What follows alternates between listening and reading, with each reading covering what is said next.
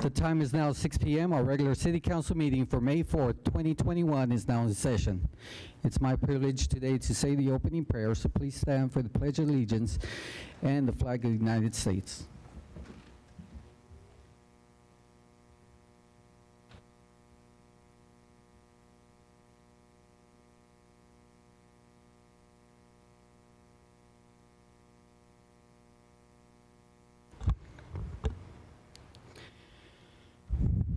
Lord, we are meeting tonight to conduct matters of our community.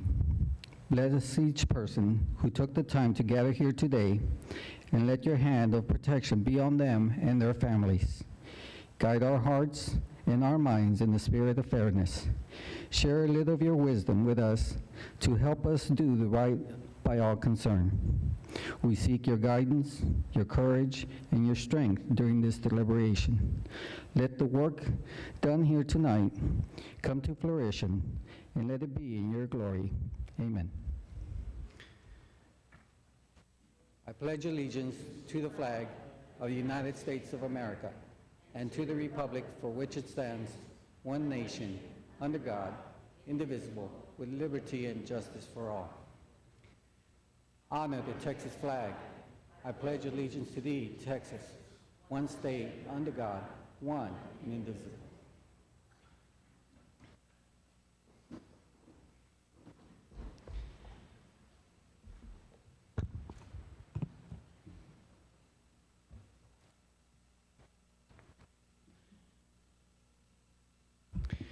Just a quick announcement, guests and council and staff. It is your option to wear a face mask if you choose to do so.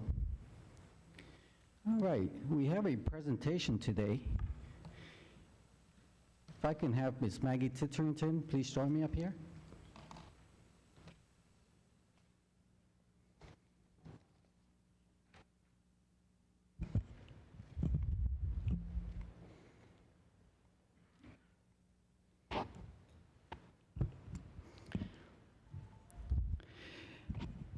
City of Schertz Proclamation. National Small Business Week, April 2nd through April 8th, 2021. Whereas America's progress has been driven by pioneers who think big, take risks, and work hard. Whereas the storefront shops that anchor Main Street to the high-tech startups that keep America on the cutting edge, small businesses are the backbone of our economy and the cornerstone of our nation's promise. Whereas business owners and Main Street businesses have energy and a passion for what they do. When we support small businesses, jobs are created and local communities preserve their unique culture. Whereas the President of the United States proclaimed National Business Week every year since 1963 to highlight the programs and services available to entrepreneurs through the U.S. Small Business Administration and other government agencies.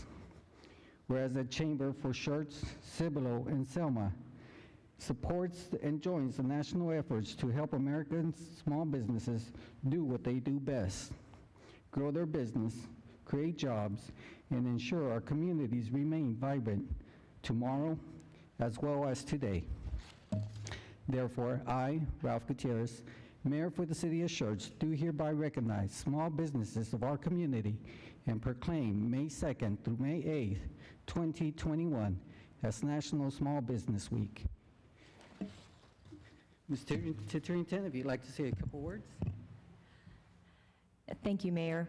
No, just very, very pleased, and we are posting actually every day on Facebook different encouragement for everybody to shop local, support our community businesses, and as I've always said, these small business owners are the flavor of each of our towns, and so we're just very honored that you will recognize this for us. Thank you.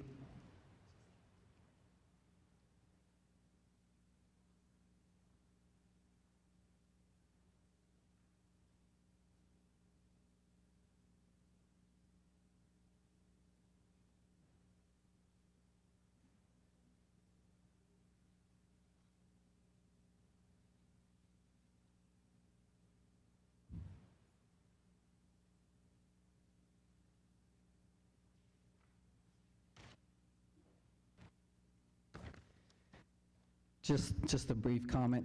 You know, small businesses are the heart of our community. You know, these business owners have taken a risk in our community and sometimes have to compete against big businesses. You know, this past year has been very difficult on small businesses, and we thank them again for everything that they endured during this past year. And thank you, Maggie, for everything you do for the chamber. Thanks.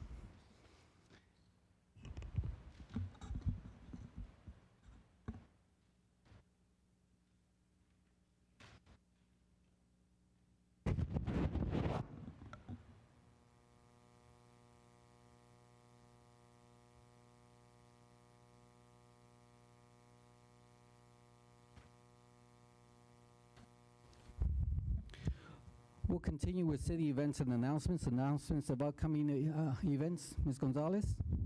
Thank you, Mayor. So we have this coming Saturday, May 8th, is the Nature Discovery Series at Crescent Bend Nature Park from 10 to 11. And there is a pre-registration that is required. So if you want to go to Schertz.com and the Parks and Recreation page for more information on that. On Monday, May 10th, there will be a public meeting, and it's to discuss the proposed Hilltop/Homestead Park. This meeting will be at the North Center at 3501 Morning Drive, and it will be from 5:30 to 6:30 p.m. We'll be back here on Tuesday, May 11th for the next regularly scheduled council meeting.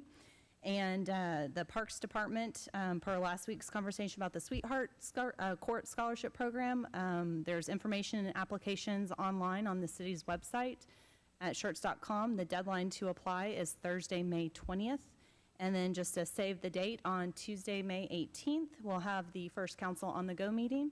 It will be a meet and greet from 6 to 7. The meeting will start at 7, and it's going to be at St. John Paul II Catholic High School cafeteria. Thank you.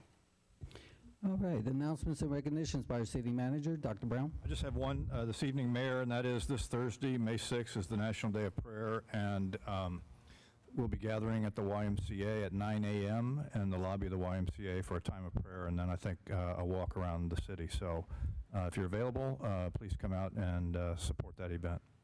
All right, announcements and recognition by the mayor. I have none at this time.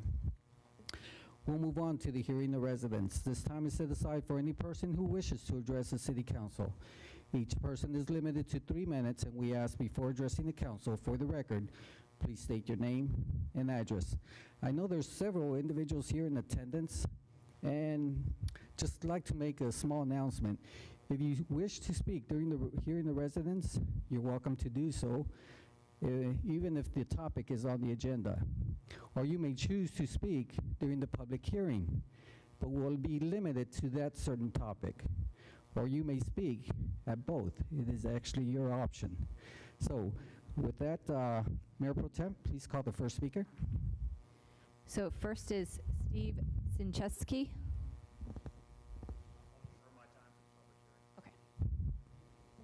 Okay, next is Maggie Titterington.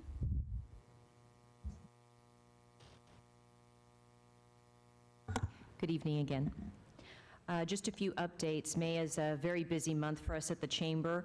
On the 7th, the 12th, and the 24th, we're going to have 3 ribbon cuttings all at the Chamber at 10:30 in the morning, because these are a lot of home-based businesses, and they still want to have the honor of having their business recognized, their small business recognized. So we'll be having those on May 7th, May 12th, May 24th, 10:30 in the morning at the Chamber steps. Of course, next Monday is our Chamber Open. It's going to be at the Bandit Golf Course. We are sold out, sponsorships and players. Very much looking forward to a beautiful, hot, steamy day of 90 degrees. I saw the weather. Also, in reference to the Hilltop Park meeting, we are very much in support of that at Fairhaven. I am the vice president of that HOA board, and the president, myself, our treasurer, all the executive team, we're really hoping that this will go through. We think it's a great benefit for not only the Homestead neighborhood, but our neighborhood as well, and so we are intending to be out and in support of that meeting that day as well. Luncheon this month, on the 3rd Tuesday of the month, TxDOT will be doing a presentation about the construction and all the updates and projects that are going on around our area. We're also going to have a DECA presentation. Our Chamber Bowl that's in August, a lot of people have asked us, what exactly does DECA do? What is it? What does it stand for? And so in order for our members and our participants to get a better understanding, they're actually going to do a 5-minute demonstration of what they do when they go to competition, of how they pitch their marketing or their small business that they're trying to sell. And it's through these competitions with other state schools that they win scholarships. And so that'll be at the next luncheon, as well as our 10-year anniversary members, which is a really big deal. And last but not least, June 2nd from 5:30 to 8:30, that is a Wednesday night. Bluebonnet Palace is going to host. Casino Fun is also sponsoring. We're just going to do a thank you for being a member, celebrating our 16-year anniversary. The month of June is 16 years as a chamber, and so we're inviting our membership out to come enjoy some casino, some raffles, some prizes, totally free. Just want RSVPs that you're going to be there so we can feed you. But basically, that is all I have. And thank you again, Mayor and Council, for the proclamation. Really appreciate it. Ms. Titterington, can we please have your address? Address is 1730 Schertz Parkway. Thank you. Okay, Mayor Pro Tem, the next speaker. Michelle Terrell. Sorry.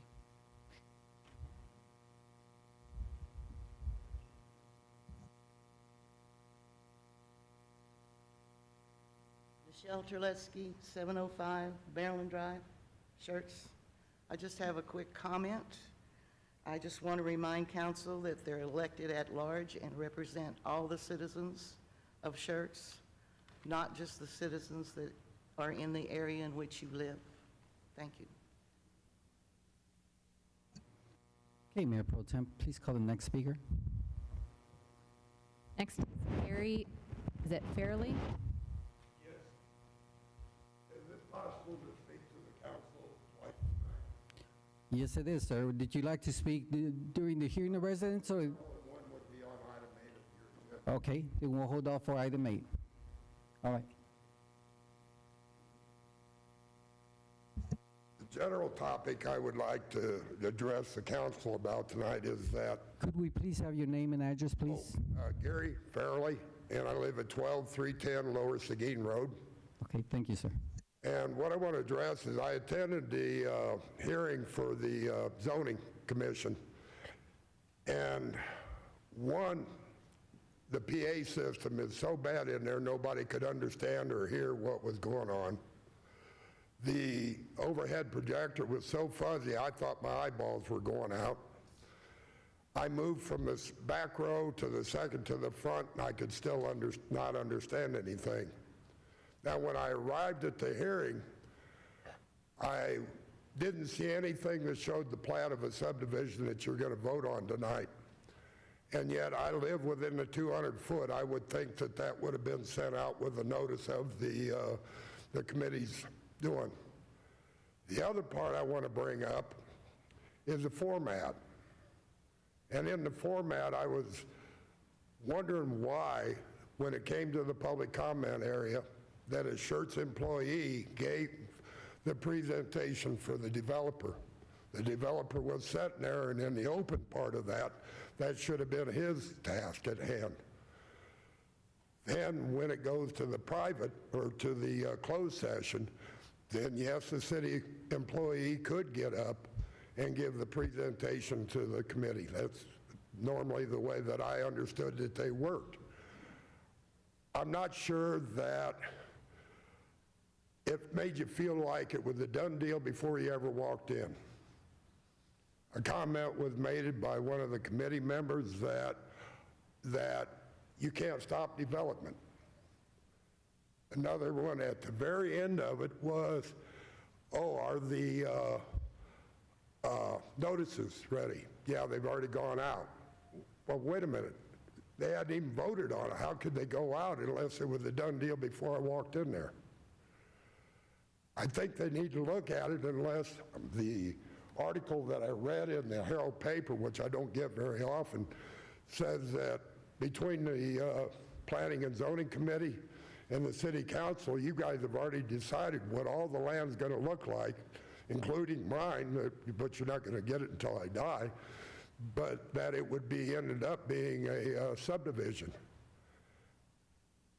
maybe you don't need to do the stuff because maybe it's not necessary if you don't let citizens input, and you're doing something when you're up there that you know nothing about. I never saw the subdivision plat or anything else.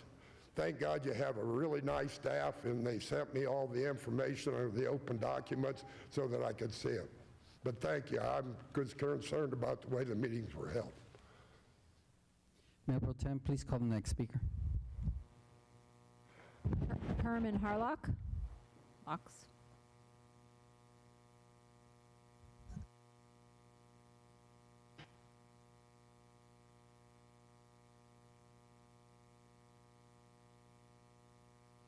Yeah, Herman Harlow's 11564 West Seguin Road. I got several things, but the road out there, y'all need to get some maintenance on West Seguin there. That $1.1 million improvement project there, it's starting to kind of go to hell in a handbasket. The original contractor didn't do a real good job, but anyway, that's water under the bridge. There's cracks out there, 2-3 inches wide, hundreds of feet long, in the travel lane. You know, I don't know, there's had been a weight limit, you know, signs posted, but apparently they took them down here a while back. And occasionally there's some big truck traffic comes through there, especially when Interstate 10 gets shut down and all kind of traffic detours through there, including over-the-road big trucks. So I don't know, you know, if y'all are concerned about any of that or not at some point in the future. The main reason why I came in this evening, kind of got my blood in a riled up and stuff, was the Sunday evening. Apparently it started about 8, maybe, I don't know. We weren't home initially, but approximately around sundown out there, one of the neighbors over there on a larger parcel of land, or adjacent to a 77-acre piece of land over there, they commenced target shooting and stuff. And, you know, I'll interject at this point, you know, I'm no way anti-gun or against a Second Amendment, but this is an issue of noise and safety and just respect for your other neighbors in the area. I don't know if it was one individual or a handful of individuals, but they were out there till 11 o'clock shooting various calibers, rifles, handguns, whatever the hell. You know, I put a posting on Nextdoor, nobody directly commented.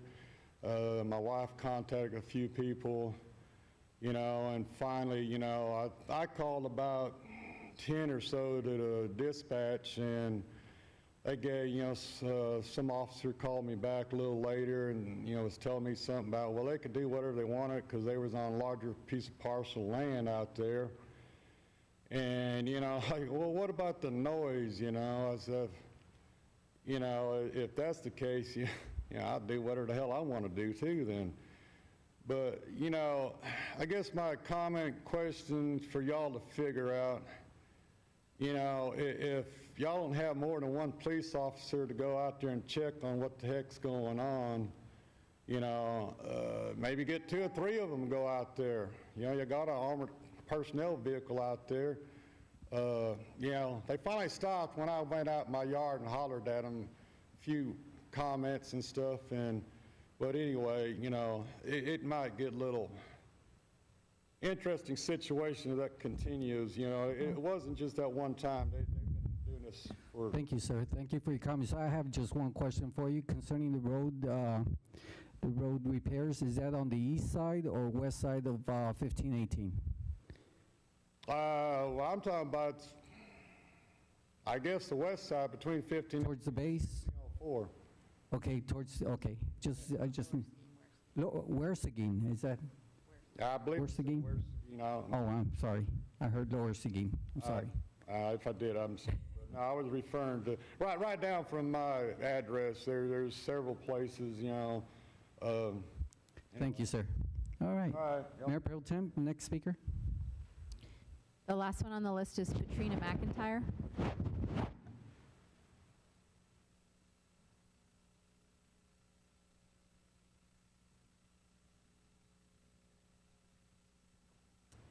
Hello, good evening, council. So my name is Katrina McIntyre. Address is 2964 Sunridge Drive, Schertz, Texas. So I live in the Riata subdivision. My home is on the back, kind of the back side of Riata subdivision. And so it backs up, my backyard fence is right on Old Wiederstein Road. And so there is a lot of speeding going by my home constantly, early morning, late evening, lunchtime, all day, all night. Cars are going, I know, at least 50, 60 miles an hour. The speed limit, the closest speed limit sign in my house says 35. But since the CVS is on the corner of 1103 and Old Wiederstein, so from the CVS to my home, and right before you get to John Sipple, the elementary school, that road is people just doing whatever they want to do as far as speed goes. So there's a school that's being built right next to the CVS, so maybe once that school is built, traffic will slow down, maybe there'll be some more signage, but just wanted to bring that traffic issue up because it's a lot of noise, it's very disturbing. My master bedroom is on the back of my house, so I hear everything. So just wanted to bring that up, and hopefully some more signs, something can be done. Thank you. All right. Let's see. Those are the only individuals that signed up for the hearing of residents. We have an email that we did receive regarding item number 9, that's ordinance 21S15. That email will be read during the public hearing. So we'll move on to consent agenda items. But before we do, I'd like to recognize our Commissioner Carpenter that joined us here. Commissioner, thank you for joining us. Consent agenda items are self-explanatory, and information packets are provided to council and available for public viewing. These items require no separate discussion unless requested by council. Item number 1, minutes. Consideration or action regarding the approval of the minutes of our regular meeting on April 27, 2021. Item number 2, ordinance number 21T16. Consideration or action approving an ordinance by the City Council of the City of Schertz, Texas, authorizing an adjustment to the fiscal year 2020-2021 budget to provide funding for an amendment to the 2017 Roadway Impact Fee Program, repealing all ordinances or parts of ordinances in conflict with this ordinance and providing an effective date. And this is our final reading. Item number 3, ordinance number 21T18. Consideration or action approving an ordinance by the City Council of the City of Schertz, Texas, authorizing an adjustment to the fiscal year 2020-2021 budget to provide funding for professional services related to relocation of water and wastewater utilities along FM 1518 between FM 78 and IH 10, repealing all ordinances and parts of ordinances in conflict with this ordinance and providing an effective date. This is also our final reading. Item number 4, ordinance number 21T17. Consideration or action approving an ordinance by the City Council of the City of Schertz, Texas, authorizing budget adjustments for the fiscal year 2020-2021 budget for electricity usage fees related to the winter storm, repealing all ordinances in conflict with this ordinance and providing an effective date. This is also our final reading. And item number 5, resolution number 21R37. Consideration or action approving a resolution by the City Council of the City of Schertz, Texas, authorizing the city manager to enter into an agreement with Half Associates Incorporated for design, bid, construction phase engineering services for the FM 1518 water and wastewater utility relocation project in advance of the 1518 road widening project. Council, do any of these items need to be removed for separate action? Hearing no comment, is there a motion to approve with consent agenda items 1 through 5? So moved. Second. Right. We have a motion by Councilmember Davis, second by Councilmember Dalla. Council, any other comments? If none, let's call for the vote. Aye. Aye. Aye. Aye. Aye. Aye. Aye. We have 7 ayes, no objection, motion passes. We'll move on to discussion items. Item number 6, resolution number 21R35. A resolution by the City Council of the City of Schertz, Texas, authorizing the city manager to amend the existing license and management agreement with the YMCA by canceling the management of the Windy Swan Memorial Pool. I just been informed that this item has been tabled, and there will be no discussion on this one. We'll bring it up next week. So we'll move on to our public hearing. Item number 7, ordinance number 21A13. An ordinance by the City Council of the City of Schertz, Texas, providing for the extension of the boundary lines of the City of Schertz, Texas by annexation of approximately 35.5 acres of land located in Bexar County, located approximately 4,000 feet southeast of the intersection between 1518 and Lower Seguin Road, also known as Bexar County Property Identification Numbers 310024 and 310031, and this is our first reading. Ms. Delgado, you have the floor. Good evening, Mayor, Council. Emily Delgado, Senior Planner with the Planning Division. As you mentioned, the first public hearing for tonight is a voluntary annexation of 35.5 acres into the City of Schertz city limits. So on behalf of the property owners, MTR engineers did submit the voluntary annexation petition. And then just as a reference of the subject property, it is this property here outlined in green.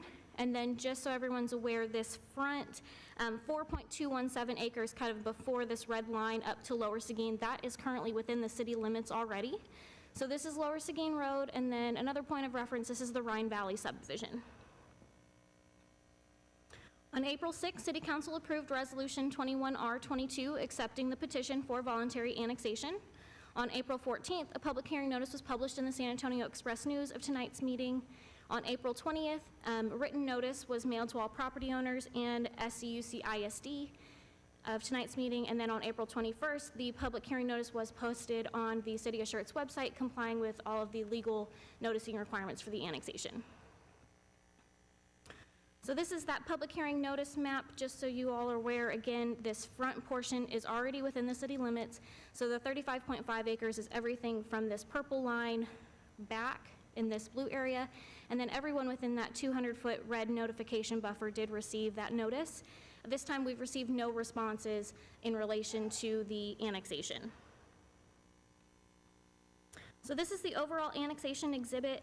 I'm going to zoom in on just the subject property. I think it's a little easier to see. Again, that red area already within the city limits, and then the blue to be annexed, proposed to be annexed into the City of Schertz. In conjunction with this, the next item on the agenda is a request to rezone this front portion and zone the back portion all to Planned Development District. So there is the associated zoning to be heard right after this item. In accordance with Texas Local Government Code, there are services that upon annexation we are required to provide to the property. This back portion is currently under a delayed annexation development agreement that is proposed to expire in August of this year. So those services were already proposed to be provided to them starting in August with that original annexation agreement that was signed in 2011. And staff is making a recommendation of approval of the annexation request for the 35.5 acres. And there is a representative of the development team here if there's any questions. Thank you, Ms. Delgado. This item is on the agenda as an open public hearing. Is there anyone in attendance who would like to address the council regarding this topic? Second notice, anybody wants to address the council? Final notice. Public hearing is now closed. Council, floor is open for discussion. Councilmember Scott? Yes. Does this, correct me if I'm wrong, but what you said and what I read, I had a little bit of a disconnect. Whenever, if we do annex this, does that automatically mean that it goes to a PPD, that it's going to be subdivisions? No, ma'am. So this is just the annexation, and then the associated zone change. Y'all have a complete, the next item on the agenda, you would vote on taking action for that zoning. So this is just for the annexation. The developer is requesting the zone change to PDD, but that doesn't mean that by approving and accepting the resolution to annex the property in, that you're also approving that. Okay, that's what I didn't read here, but that's what I heard from you, so hence the disconnect, so. Yes, ma'am. I apologize for alrighty, that. Thank you. Any other comments? Is there a motion to approve ordinance number 21-813? So moved. Second. Okay. Was that motion made by Dalla. Dalla? Okay. And second by Councilmember Brown? Yes. Okay. Council, any other comments? If none, let's go ahead and call for the vote. Aye. Aye. Aye. Aye. Aye. Aye. Aye. Okay, we have 7 ayes, no objection, motion passes. We'll move on to item number 8, ordinance number 21S14. An ordinance by the City Council of the City of Schertz, Texas, amending the official zoning map by rezoning approximately 39.5 acres of land to Planned Development District, PDD, located approximately 4,000 feet southeast of the intersection between FM 1518 and Lower Seguin Road, also known as Bexar County Property Identification Numbers 310024 and 310031, Bexar County, Texas. First reading. Ms. Delgado, floor is yours. So this is the zone change request that's associated with that annexation case that was just voted on. So again, Rhine Valley here, Lower Seguin Road, and then the full subject property that's requested as part of the zone change outlined in green. On April 2nd, 14 public hearing notices were mailed to property owners within the 200-foot notification buffer. At this time, we've received 9 responses in favor and 1 response opposed, which you can see by the stars. And then just a note, these 2 subject properties here did provide several responses, as there's multiple property owners that represent them. And then on April 14th, the San Antonio Express News published the notice for tonight's meeting as well. So this looks very similar to the annexation exhibit that was seen. Again, this red portion here, currently within the city limits. This back striped portion is the area that's proposed to be annexed in that council just voted upon. And the full 39.624 acres, which encompasses both of those, is what's proposed to be zoned as Planned Development District. So this is the conceptual land plan that was shown at the Planning and Zoning Commission meeting. As mentioned in the CCM that was included in the City Council packet, there is a modification and a revised conceptual land plan to accommodate the master thoroughfare plan roadway that actually bisects this property. So that is shown here, which does make some other modifications to the conceptual land plan as well. Just as a reminder, this is just, if you will, the pretty picture that goes with the PDD.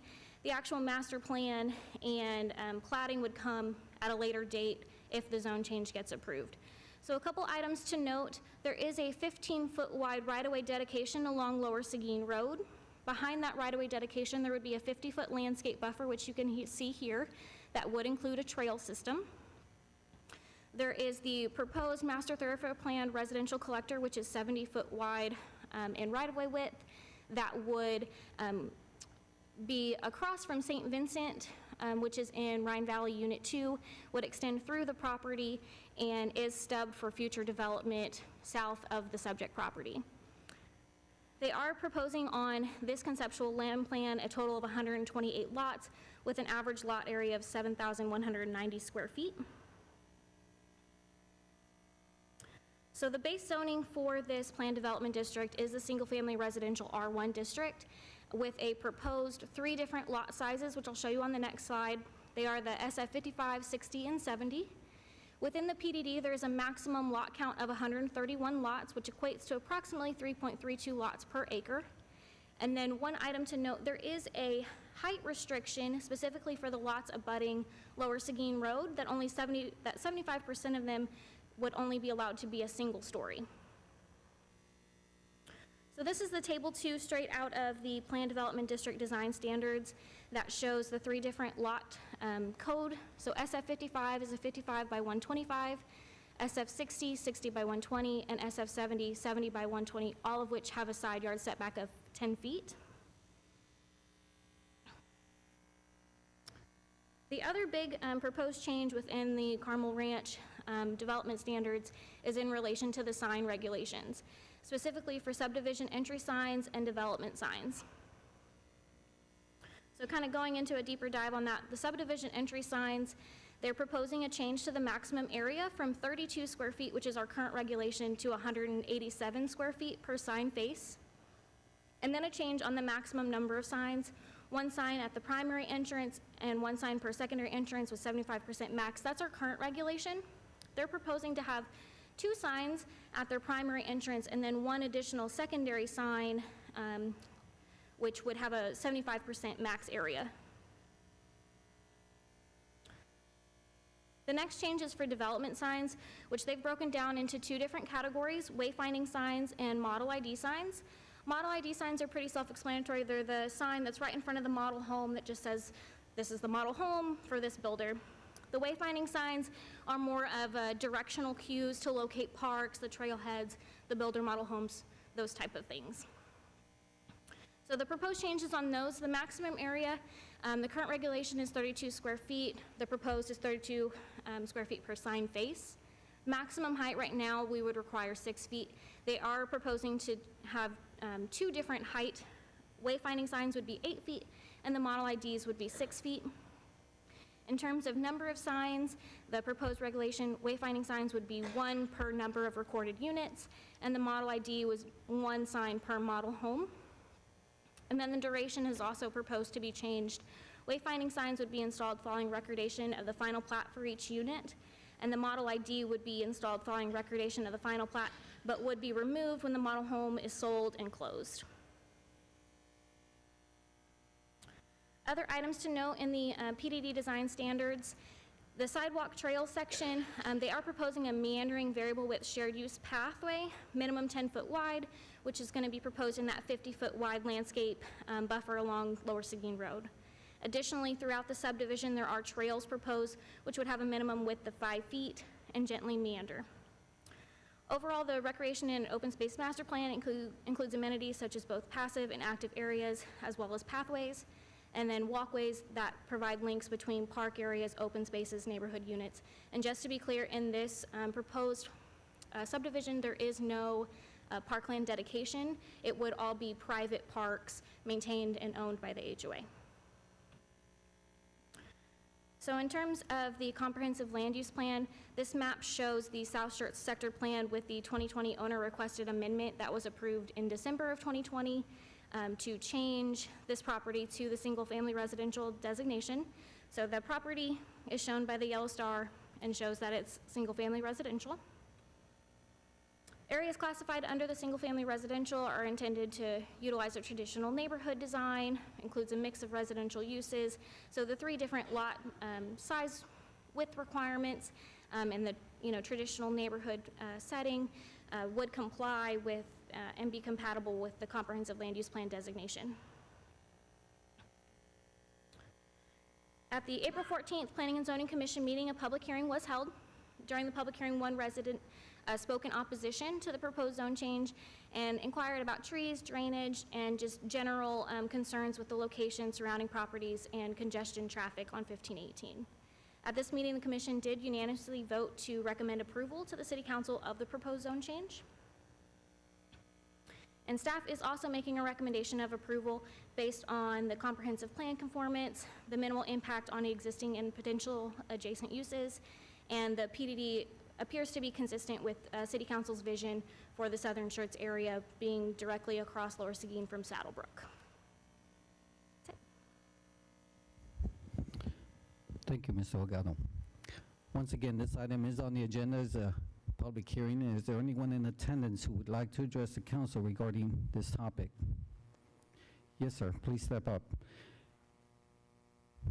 Once again, the public is limited to 3 minutes per person, and before addressing the council, please state your name and address.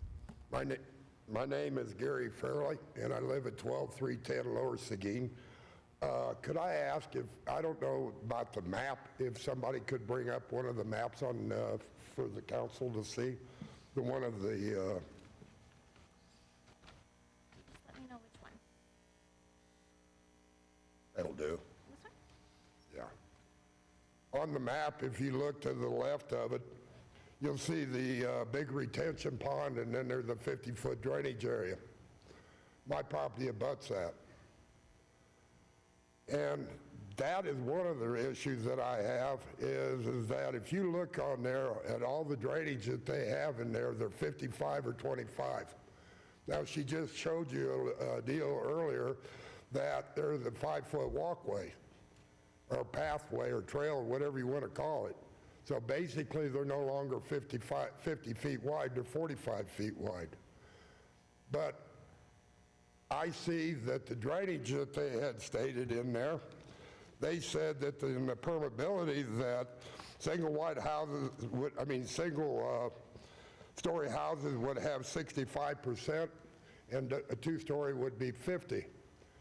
But what wasn't shown on there is the fact that every one of the streets is draining into one of the drainage channels. So you're no longer talking about just draining for the house lots. You're talking about all the streets draining into it. I have two issues. One, I don't want to be flooded downstream. I can't afford the erosion across my property. My property does flow down to the middle, and it goes out and heads towards Woman Hollering Creek. The other one is the water quality. Everybody in this room can go to Home Depot or anywhere else and buy herbicides. You can buy the same herbicide, even though I have a Texas applicator's license, you can buy the same chemicals I can. And if those chemicals were to flow out onto my property, where the big retention pond is, that's a coastal field, about 3 acres. I farm right behind the other part of it is where I live, and I also cut and bale hay off of that. I sell all my hay. I don't have animals. I sell that stuff. If it got 2,4-D on the coastal Bermuda, it would not kill the grass, but it would contaminate it, and 2,4-D has a 30-day grazing restriction. In other words, you can't cut it, bale it, or feed it to an animal for 30 days. If they put on what you would put on carpet grass, that's atrazine. Atrazine would kill it right there on the spot. One of the most toxic chemicals you can buy, and it lingers in the ground. I don't need either one of them in there. The PDD, I never heard of it, but I was kind enough to that Planning Commission people sent me some literature on stuff. I'm sorry. But anyway, when they sent me the articles on it, I found out that the main reason was for cheaper lots.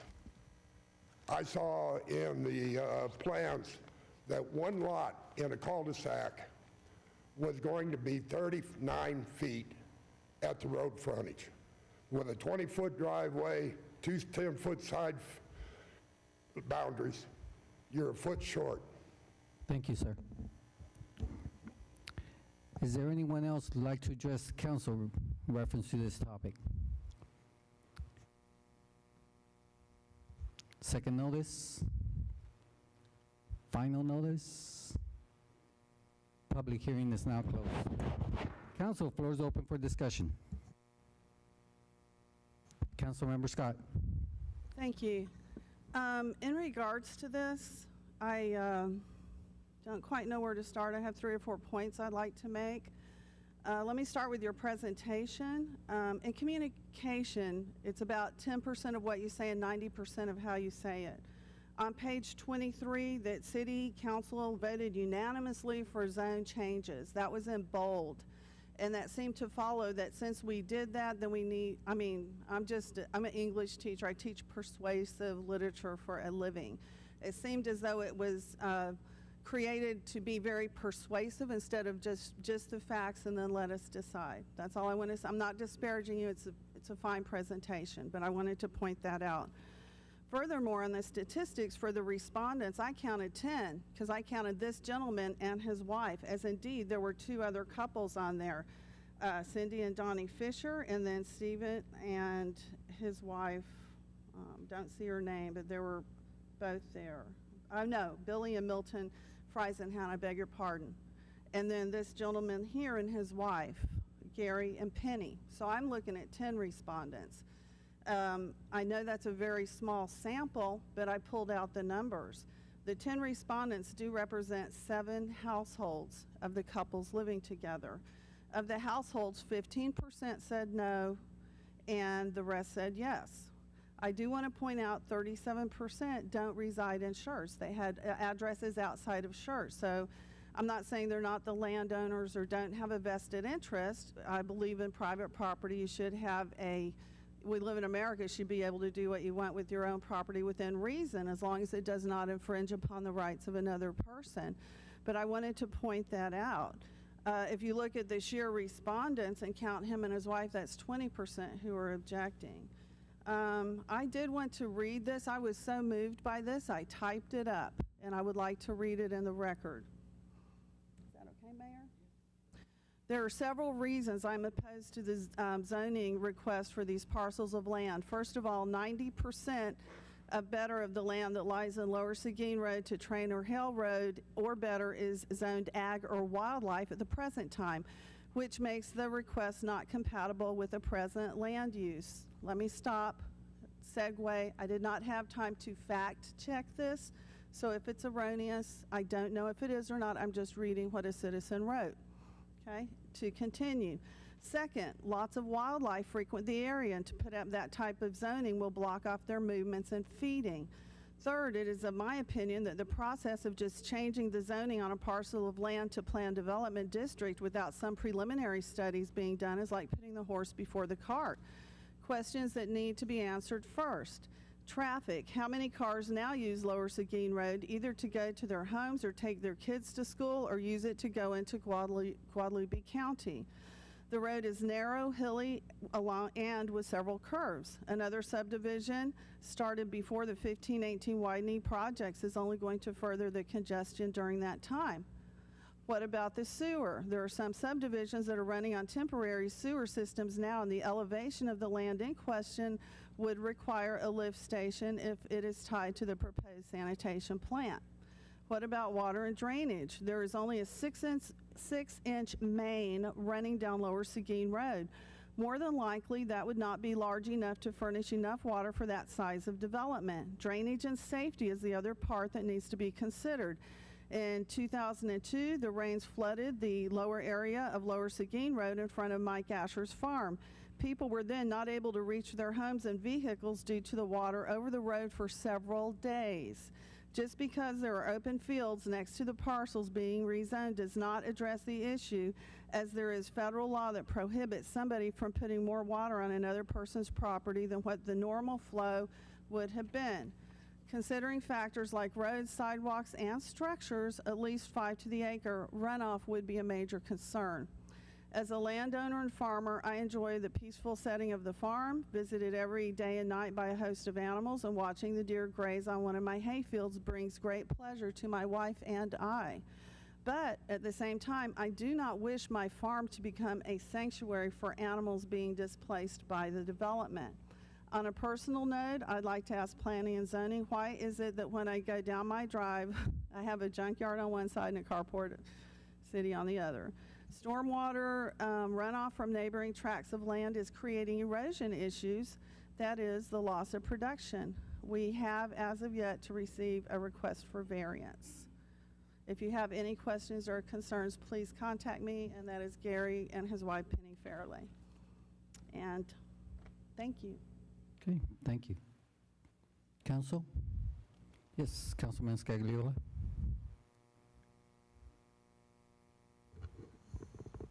Yeah, this slide is a little blurry. I can't really make out the lot sizes and the numbers, but I've been sifting through this, and yeah, it seems like almost half of these houses are in the 55-foot range. Nearly half of them. Is that 53 number correct? Yes, sir. But just as a reminder, this is just the conceptual, so during the master development plan process is when we'd actually identify how many of each lot and the actual configuration of the lots. That's also the time that the drainage would be reviewed and studied through our engineering department, as well as traffic concerns as well. You know, it's my view that sometimes at that point it's too late, because if we approve this as it is, that pretty much says, well, they approved it the way it is, therefore it must be okay the way it is. If you don't speak up now, good luck trying to speak up after the fact. Okay, so that's one issue, 55-foot. I do like the design, by the way. I think it's rather nice. But I'm wondering if there's an amenity center at all. I see up in the corner, or right in the center, there's a park. And it looks like there might be a building there. I'm just wondering what type of amenities are there? So I'm going to have to defer to Brian, if you know, or the developer. No, and I appreciate Emily stepping in. As you may know, Nick resigned his position at the City of Schertz. He's going to grad school at UT Austin, so she stepped in and picked up all these items on short notice. We appreciate. I don't think the applicant is planning an amenity center. They've got the private park area. I think what they've illustrated is probably playground equipment, but my understanding is they haven't figured it out exactly. I will tell you that I think from staff perspective, given the size of the subdivision, the number of lots, we would probably have a concern if they put in too many amenities that required maintenance for this few lots. That would be a concern that we have. We've seen that over time. At times, larger subdivisions, maybe a Saddlebrook across the way or a Parklands or a Rhine Valley, they have enough lots to sort of bear that burden. This one's pretty small, so I don't think they're planning to put it in, and frankly, staff would probably have some concern about that. That, again, it's one of those things that 10, 20 years down the road, it's tough for those few lots to maintain it. Oh, sounds good. I know about a place you can burden on HOAs to maintain parks. You do. I live in Northcliffe. You do. That's why Windy Swan Park is now a city park and not an HOA park. Yes, sir. Okay, how much parkland dedication is being provided? Does it meet our criteria? So to be clear, the applicant's providing a .614 acre private HOA-maintained piece of open space. That will count toward up to half of their parkland dedication requirement. So from a staff perspective, this is a good situation. You may recall that as a city, while we want public parks, we don't want to take little pocket parks. We can't afford to maintain them. It's a challenge. And so we have a minimum size, generally 6 to 8 acres, that we're looking for a neighborhood park. And the other thing I'll point out is, if I can get this to move, aerial, is you may recall that just across the street in Rhine Valley, we have a city park. And so that's why both on this project and on the Saddlebrook, which is much larger, we did not want a city park. We have a parks master plan. It's going to be updated with our comp plan update this year. But those neighborhood parks don't need to be in every neighborhood. In fact, we don't want them in every neighborhood. We want them to serve the neighborhood. And so certainly we would expect kids who live in this neighborhood would be able to walk over, use that park. The little pocket park is probably for residents, smaller kids like that. Bigger kids will play in it too. But likely what we would expect is older kids to kind of head up to the park at Rhine Valley. Okay, so what should the parkland dedication be? So I'm going to have to look to Emily to remind me. There is an acreage requirement per lot, and then there's a cash equivalent. I think the cash equivalent total is $1,000 per lot. So part of that is for improvement, part of that is for land dedication. Emily probably knows that breakdown exactly. I would be lying if I said a number. Maybe 6 and 4, I think is what it is, but it's $1,000 per lot. So we'll give them credit for the pocket park for up to half that dedication of land, and then they would pay the difference. Okay, so parkland in lieu of fees, essentially. Yeah, fees in lieu of parkland dedication, yes. Yeah, all right. Now, the walking trail, That looks kind of nice. I go by Belmont Park quite often. I love that outside walking path, and it looks kind of similar to that. Does that count into the parkland? It doesn't, and I will say this, I appreciate the applicant's effort in this regard. I think we like to encourage those things through the neighborhood. You know, funny enough, Mr. Kelman and I had this conversation the other day about hike and bike trails and safety. So likely, as Emily said, when this comes in for master plan development, we'll probably have some conversations about some of these hike and bike trails, the trails that they've got back here. Part of what we try to do is design for safety, and so it certainly is great that they've got it around the neighborhood, but I sort of used the test case. Would I want one of my kids when they were about 8, 9 years old out walking on every part of this trail at dusk? You kind of want eyes on the trail, eyes on people, and so some of these with these, I've just totally lost mouse, with these long stretches that likely would be behind a wood privacy fence. You get around this area, you can't, it's a long stretch and you can't see a kid. And so we'll probably work with them on that. I don't know that they were sort of married to this. I think what they were trying to do is convey this concept that, hey, we want to really integrate that to the way we can. But I certainly think, you know, this section of trail is very good, kind of come around through here. You know, this section is really good, and they may be able to do some things with view corridors and running through. So I think it's really illustrative of the concept. But I want to be clear, staff, when we come in for master plan, is probably going to work with them on this, kind of design for safety concepts, and rework some of that. Good. The other thing was the drainage and runoff downstream. Now, it's state law that you can't push anything more downstream than what was being pushed downstream before. So I imagine that we've done our proper We have not yet, and so I want to be real clear. So you and I have worked together a long time, and so I'll kind of jump in with that expression to start. So as Emily said, what we are right now is the zoning stage of the development. And essentially that if the applicant doesn't get the zoning, then they can't do this. So while they've done some initial engineering work, the main thing they look at is really, do they feel like they can physically make it work? And they're typically running a pro forma to make sure that the project is viable. They haven't fully designed this, and so I want to be clear, we have not fully looked at the drainage. The other, and I'll say this, and likely all the engineers in the room will cringe, but I want to be clear on sort of a concept. Inherently, when development occurs and they pave this, more water will come off this property in the future than comes off it today. Yeah. So we often say you can't have more water coming off, and it's a little bit of a misnomer. What you can't do is release a greater volume in that time frame, and so that's why you get detention ponds coming in. It holds the water. But to be clear, what the neighbor will see is, if they had a same event before it develops and after, is they won't have, you know, an hour after it starts raining, they won't see a larger volume of water coming off in an hour, but where typically water would quit flowing off the property maybe 3 hours later, they will see water continue to flow for another 2 hours or so while that additional volume. So you can't release at sort of a greater rate is actually what it is. And so, yeah, it's legitimate for the property owner to have a concern to say, more water is going to be coming off, and people may be using pesticides and things like that. And again, it's not compatible with his use. That's a valid concern.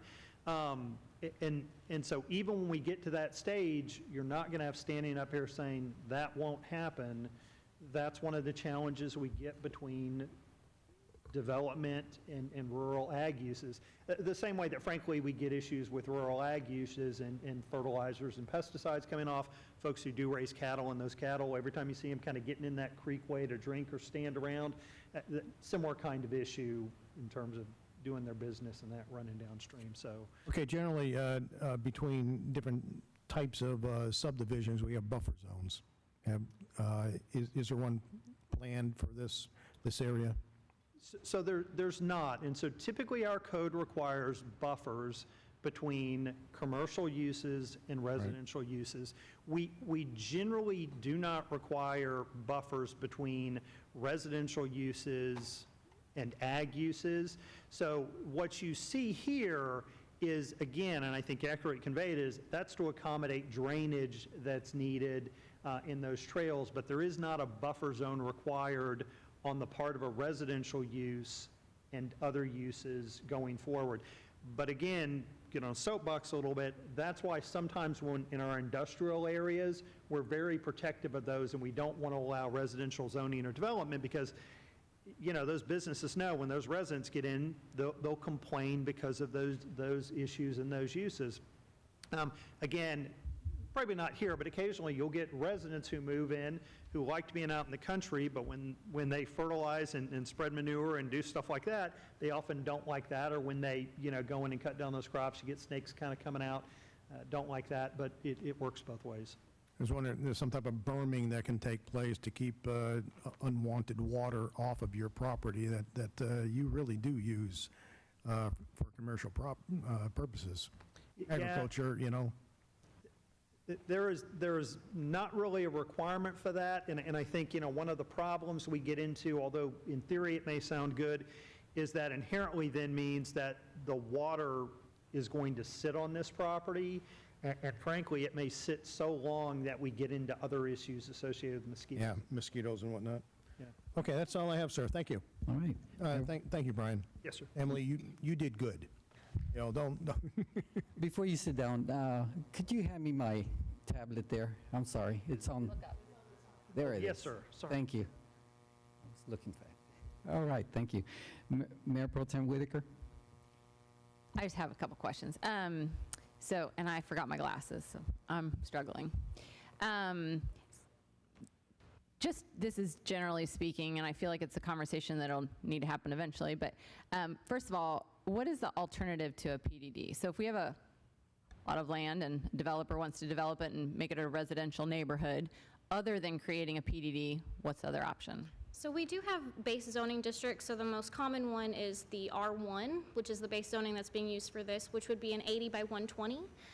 The other standard base zoning district is our R2, which is a 70 by 120. So they could request a standard zoning district, and you wouldn't have, there wouldn't be as much leeway or flexibility in terms of design standards. They could basically do a completely gridded out pattern. They wouldn't have to have the curvilinear streets, maybe the increased trails, landscape buffer, those kind of things. The things that really make a PDD a standalone, separate, unique subdivision, right? But they could have come in and requested, I want to zone the entire thing R1, and the entire thing could just be a gridded out 80 by 120 as long as it met all of our other UDC requirements. Okay, so 80 being the frontage, 120 length. Yes, ma'am. Or depth. Okay, which people aren't developing those neighborhoods now. So I'm just throwing that out there. You know, people,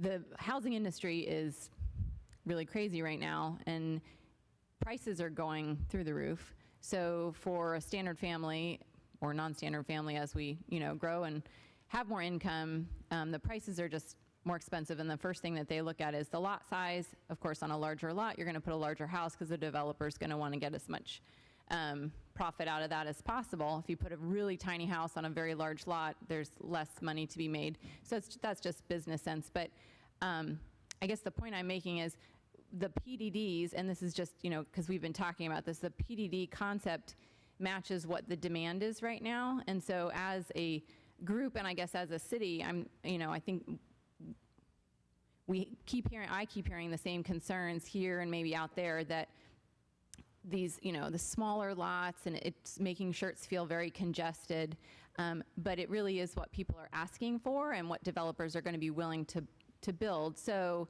to that, I would say, you know, Councilman Scagliolo's concern about, you know, once we approve the zoning change, and well, now it's too late to go back. I kind of disagree. I feel like there's a little bit of pressure there. Obviously, if we move on to a PDD, well, now the developers put in all this work, and, you know, but I think it's incumbent on us to put the effort into saying it's going to be PDDs for the foreseeable future, I think. So we need to figure out, maybe, is there something that we want them to look like? I think we've made that effort in that we're seeing the curving streets, so it's not a grid pattern with smaller lots that makes it feel more congested. But if there's something else that we're looking for as a city, maybe, we need to incorporate that into the PDD. So, and I understand that, we have to do it one step at a time. First annexation in this case, then rezoning, and then we look at the PDD. So I'm kind of expecting at that next step, when we look at that PDD, that we have more information, specifically in this case about drainage, which sounds like a concern, more of the numbers where we can nitpick. So I just want to make sure that I'm understanding that we will have that opportunity and that we shouldn't feel pressure to just pass the next PDD. So I will disagree with you a little bit, perhaps, and hopefully this helps explain the process and maybe to clarify. So keep in mind that this is likely the last time council will see this property at all. It won't come back to you. The master plan and the plats will go to the Planning and Zoning Commission for approval, and it's only if the applicant requests a variance that the Planning and Zoning Commission denies will they appeal that to City Council. So to some degree, and I'll say this is really your bite at the apple. And I think Emily sort of said, look, this is a general representation. They have to come in with the master plan. But to be clear, this is generally what the subdivision has to look like, how it has to lay out when they come in with that master plan, because the PDD locks this in. And that's one of the advantages with the PDD versus the straight zoning. And so I think, to be clear, if you're not comfortable with this general concept, and you're not comfortable with this mix of lot sizes, and you're not comfortable with the setbacks, now is really the time to speak up with that, because if they come in with something that's generally in keeping with the master plan, staff is going to say that's consistent with the zoning. It's non-discretionary at that point. You have to approve it. So the zoning event is the discretionary item that council has the ability to say yes or no to, thumbs up, thumbs down, based on consistency with our comprehensive plan and the goals and objectives of the city. Otherwise, as the Plan and Zoning Commission members like Mr. Greenwald and back know, unless you can find a specific provision and say it doesn't meet this, they have to recommend approval of it generally. Okay, so that helps. Yeah, no, that's very helpful. Thank you. So with that being said, because it's a yes or no vote, how do we address concerns? If the concern is we don't want PDDs to have only where half of them are the smaller lot size, how do we do that? And I probably misspoke there. So to be clear, it's not technically solely a yes or no for you, and I apologize for that. You have a couple of options, and this is sort of the range on the zoning case. So you have the ability to recommend approval as requested by the applicant. You can also, opposite end of the spectrum, you can deny it flat out. Just say, nope, we're going to deny it, and then the applicant essentially has to go back to the drawing board. They can't submit generally the same zoning case within a certain period of time, but send them back. The other thing in theory you can do is you can table it, and you can say, look, we're not quite there yet, go back and work on it. And I will, to the applicant's credit, you'll notice the changes between now and P&Z, the two layouts, and that was in response to the concerns raised by the Planning and Zoning Commission. They came back and said, hey, we hear it, what can we do to kind of get there, and they made those changes. So that's one thing you can do, is table it, give them some guidance as to what you'd like to see. The other thing you can do is you can simply approve it as you see fit with changes. So you can make modifications on the fly. I will say this, my recommendation always, and has been throughout my career, to show deference to the applicant. If the applicant says, nope, I don't want you tweaking with it, give me a straight up or down, give them a straight up or down with it. But likely what I would also recommend is, unless the applicant stands up, if you're inclined to recommend approval with changes, it would allow the applicant to get up and say they're okay with it. If they're minor, generally they will, but often an applicant will say, I'd rather you table it, let us go back and spend some time looking at it, understanding how that affects the project, understanding whatnot, to allow them to have time to evaluate, try to make those changes that you may want, and then be able to come back. And at that point, they may come back with something that you say, great, you've made the changes we want, we recommend approval. Or they may come back and say, we've looked at it, we really just can't do all of that, and then you give them a thumbs up, thumbs down, if that helps. That's my recommendation. But what I strongly, strongly caution, and I will say the council here has been very good at this, is do not approve a zoning, or it's my recommendation, you not approve a zoning that the applicant is not comfortable with. That's extremely problematic for the applicant. It's also problematic for staff in a larger sense, because we're able to talk with applicants and say, look, if it's not quite there, come forward with a rezone. Council won't take the opportunity to have a zoning case before them to kind of go off track and approve something you don't want. They'll give you the up or down. So we think by council following that, not zoning something the applicant doesn't want, it helps us ultimately big picture at the city, if that makes sense. But let me say this, Brian, we have worked with the applicant, and, you know, based on past developments, I mean, this is what generally the council has been approving. This is not inconsistent with what council's been approving. I will agreement that we, over the last 6-12 months, have been talking about the affordability of housing, the greater variation of lot size, and so this is probably a little bit different than what we might have seen 3-4 years ago, but it's consistent with what we did with Saddlebrook, we feel. We feel like it's a pretty good layout for an oddly shaped property. And the other thing I think really for staff is it's not a really large, relatively speaking, it's not a really large project. And often what we've heard council and P&Z talk about is we don't want a huge, huge 300-acre subdivision, all very small lots. It's a fairly small one. To us, it makes sense in light of that, yes. But there was a lot of thought, a lot of planning, and a lot of work with the developer that went into this. This wasn't a, you know, they didn't just submit this and we rubber stamped it and then brought it forward. Is that correct? That's exactly right. And again, to their credit, we called them after P&Z started having those conversations, and they made some significant modifications to deal with some of the concerns that the Planning and Zoning Commission raised about connectivity in the thoroughfare plan. And so staff is very appreciative of that. They've been pretty good to work with on this one, yes, sir. But that doesn't mean you're okay with it. My point was, I just wanted to make sure that I like efficiency. So, and I've only been around for a short amount of time, but in my short amount of time, we've talked about a couple of these, and the same concerns keep coming up. And my opinion is, if we have a concern about it, instead of every time having a PDD approval, we say, well, but I don't really like the small lots, and then we approve it, we're not changing anything. I'm not saying whether I like the small lots or not. I'm saying the market is saying this is what people are able to buy, this is what is in demand, and that's what developers are going to develop. So it makes sense to me.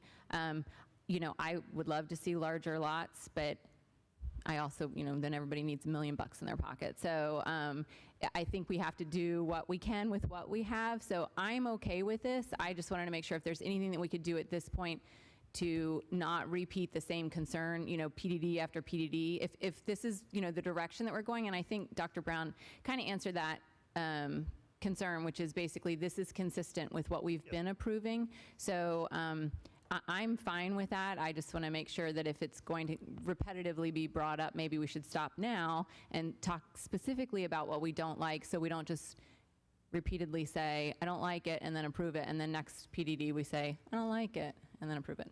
Yes, ma'am, and I will say I think that as staff, one of the big goals of the comp plan and UDC update is to try to reconcile the views of council. You may recall we had that work session that went on for about 2.5, 3 hours.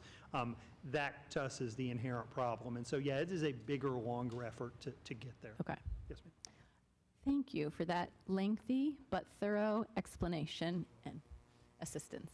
That is all I have. Okay. Councilmember Brown. Okay, first of all, thank you, Mr. James. On this one here, I didn't see any requests for variations outside of the signs. Besides the signs, just the 3 proposed lot width size requirements. Well, yeah, that's part of, that falls under the PDD authorization. but they're not asking for any variances on setbacks on the side or the front. All that's all pretty much normal within our planning guidelines. And so, to me, I think they're meeting everything that we ask them to meet, and they're not asking for a 2-foot setback or something like that. That's way out of the norm. So, like Councilman Whitaker says, is the market is willing to accept a smaller lot with a smaller square footage home on it, and that's just marketing. In 20 years from now, who knows? Maybe everything is going to go back to 5-acre lots and 6,000 square foot homes. I don't know. But right now, we're the cost of everything is keeping it down to a much smaller footprint, and so we have to allow the developers to work with that as long as they otherwise meet our requirements. So it's that. I'm just trying to say the obvious. Councilmember Dalla? So, yeah, I mean, the conversation that Mayor Pro Tem Whitaker brought up is something that we definitely need to have, and I know it'll be part of the comp plan amendment that we're looking at doing. And for me, it's, not just this particular parcel, but where it is in respect to everything else in Southern Schertz. And, the idea that we have that town center concept around Lower Seguin and 1518, to me, supports something like this. If this parcel were coming to us and it was located down around Weir Road, closer to 10, I'd be absolutely no way. And so it's not just the parcel itself, but the context of where it is in Southern Schertz and what the vision is that we're going to have developed for Southern Schertz. And I do appreciate the changes that have been made from the last P&Z meeting. Running the collector road through the property, was pretty significant, and I certainly feel that was the appropriate thing to do for that. So, thanks for that. Okay, Councilmember Scagliola? Yeah, Emily, I was just wondering, where is the 3009 extension in relationship to this property? So it's going to be to the right of this property. So let me see if I can. So the subject property is here, and then this red dashed is the proposed 3009 extension. Then it's not an issue. Hey, let me just say, if you're going to have a smaller lot and put a smaller house on it, I don't have an issue with that. But that isn't generally what happens. And with me, I don't like 55 foot because of the parking issues that it creates.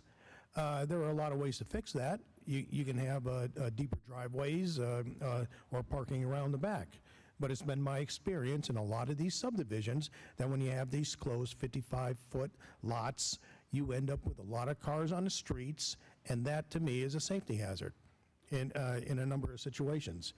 And as far as people won't pay for bigger lots, and I don't find that's an issue either. I'm not in the realty business, but I'm wondering how long houses stay on the market nowadays. If there's a house available, tell me, Mr. Brown, how long is the average house on the market, regardless of cost? Regardless of cost, if you build it, they will come. What type of demographics do you want your city to turn into? That's a topic for another day. And actually, I was going to propose at the end of this meeting that we have a sit down and start talking about these density issues, like to talk about side yard setbacks, minimum driveway lengths, and also positioning of mailboxes and things like that. So I was going to wait till the end of the meeting, but you provide me an opportunity to bring it up now. Councilmember Scott? Yeah, I really appreciate it, and thank you. I did not mean to be rude to you in any way, shape, or form. You do a great job, and I want you to know that we do appreciate you. I appreciate what Councilwoman Whitaker said, and also Councilman Scagliola very much. I think this is a conversation sorry, Michael, you too, conversation we have to have. The R1, okay, that could be a grid. Well, this is looking pretty much like a grid to me. I'm loving the trails. I'm loving the little park there. This is gritty, in my opinion. And, you know, we need to talk about, and I loved what you said, what kind of demographic do you want? Because when we're talking about, well, this is what people, you know, what the market wants, what people can afford, and the builders are building it, you know, that's kind of true because they're going wherever they can afford to go. But then I think there's a lot of credence about the demographic that you get, because when y'all were talking over here, you know what popped in my head? Big apartment buildings. Okay, those are the cheapest of all. And then why have any yard? Why not just have wall-to-wall like brownstones in New York and just keep going? And how far can you push it? Because we need to preserve green space. We need to take care of, oh my God, I sound like a hippie. I never thought I'd live to see today. Of our planet. We need to, there's animals, there's birds, there's, you gotta watch. I didn't mean to disparage any hippies out there, I'm so sorry. But we need to be good stewards of our city. And this goes hand in glove with the next issue, and I'm reading like we should be the premier destination. That's why people move here. And if we just get real Cracker Jack boxes and cookie cutter and condensed, it is gonna change the vibe of Schertz, and it's, as big as it is, it still has a real nice feeling to it. But I think this is something we are going to have to talk about sooner than later. Thank you. Didn't mean to ramble. Thank you. Anyone else? Yes, Mayor Pro Tem Whitaker. Sorry, one more. So one, Councilman Dahl was talking about the city center. Most popular destination in Southern Schertz right now is the Dollar General. It's very popular because that is all we have. So I think people are excited for some more stuff down there. And I agree what he said, that this type of neighborhood is well placed for that future development. I think people are really looking forward to that. Second thing is affordability and what type of economic picture we're creating by these smaller lot sizes. A 55-foot lot is going to probably put a house on there that cost about, by the time these are built, close to $300,000. So it's not, this is not a starter home. These are not, I mean, I don't know of a starter home anymore. You have to get older homes. So new construction homes on 55-foot lots are starting in the mid-twos. So it's not so much about the size of the lot. It's not, so I just disagree with that assumption that small lots mean a lower economic profile for incoming residents of Schertz. Council, any other comments? Is there a motion to approve ordinance number 21 S14? So moved. So moved. Is there a second? Brown. Oh, okay, we have a second. Okay. Motion was made by Councilmember Hayward to approve ordinance number 21 S14, second by Councilmember Brown. Council, any other comments? If none, let's go ahead and call for the vote. Aye. Aye. Aye. Nay. Aye. Aye. Aye. We have 6 ayes, 1 objection, motion passes. Thank you, Ms. Delgado. All right. We'll move on to item number 9, ordinance number 21S15. An ordinance by the City Council of the City of Schertz, Texas, amending the zoning map by rezoning approximately 66 acres of land to Planned Development District, PDD, located southwest of the intersection between Schertz Parkway and Wiederstein Road, City of Schertz, Guadalupe County, Texas. First reading. Ms. Delgado, you have the floor. Thank you. So just to get your bearings of the subject property that we're looking at, it is a little difficult to see on here, but it's outlined here in green and then wraps around and then back up to Schertz Parkway. So this is Schertz Parkway, and then this is Wiederstein. And then this is that existing GVC substation. So it is a portion of the platted Live Oak Hills subdivision, and then this unplatted property that wraps around that substation. So on April 2nd, 60 public hearing notices were mailed to property owners in the notification boundary, and then on April 14th, the San Antonio Express News public hearing notice for tonight's meeting was published. This map shows all of the responses that we've received. The green identifies the ones in favor, and then the red is opposed within the 200-foot legal notice required buffer, and then the ones in the orange identify properties that are outside that buffer but were that provided opposition. So to kind of go into that further, it was mentioned in the CCM, so I wanted to bring it up in the presentation as well. Texas Local Government Code does require that if protested in writing and signed by the owners of at least 20% of the area immediately adjoining the covered property in the proposed zoning and extending 200 feet from that area, in order to receive an approval for that zone change, if you have that 20% in opposition, it takes a supermajority. So as of 3 p.m., which is when we received our last opposition, today we're at 18.7%, which is identified by that red. And just so it's clear, the ones in green were not in favor. They just did not provide a response letter. So the red identifies all of the opposition within that 200-foot notice requirement. So at this point, we've not received any additional. So that 20% has not been met. So we do not need the supermajority if council chooses to approve the zoning. So just some site background. This is the recorded Live Oak Hill subdivision plat. To kind of get a reference, this is Schertz Parkway now, and then this is the Wiederstein Road. So this is, if you think about going up Schertz Parkway towards 35, this is the portion to your left, to your right. This is what is part of the zone change that's being heard tonight, and then this is the portion that runs into Selma. So kind of really narrowing down, focusing just on the acreage that's included within the PDD. That's shown here. Again, Schertz Parkway identified in Wiederstein. It was recorded in 1963. At that time, no infrastructure improvements were completed, so there's no water lines, sewer lines, roads. Basically, it's commonly referred to as a paper subdivision, meaning it exists on paper as a platted residential subdivision, but in the real world, it's not actually there. Even though these improvements weren't installed, these lots did get sold, bought since 1963 up until now. So that red boundary accounts for the top bullet, the 45 acres that's currently within the Live Oak Hill subdivision.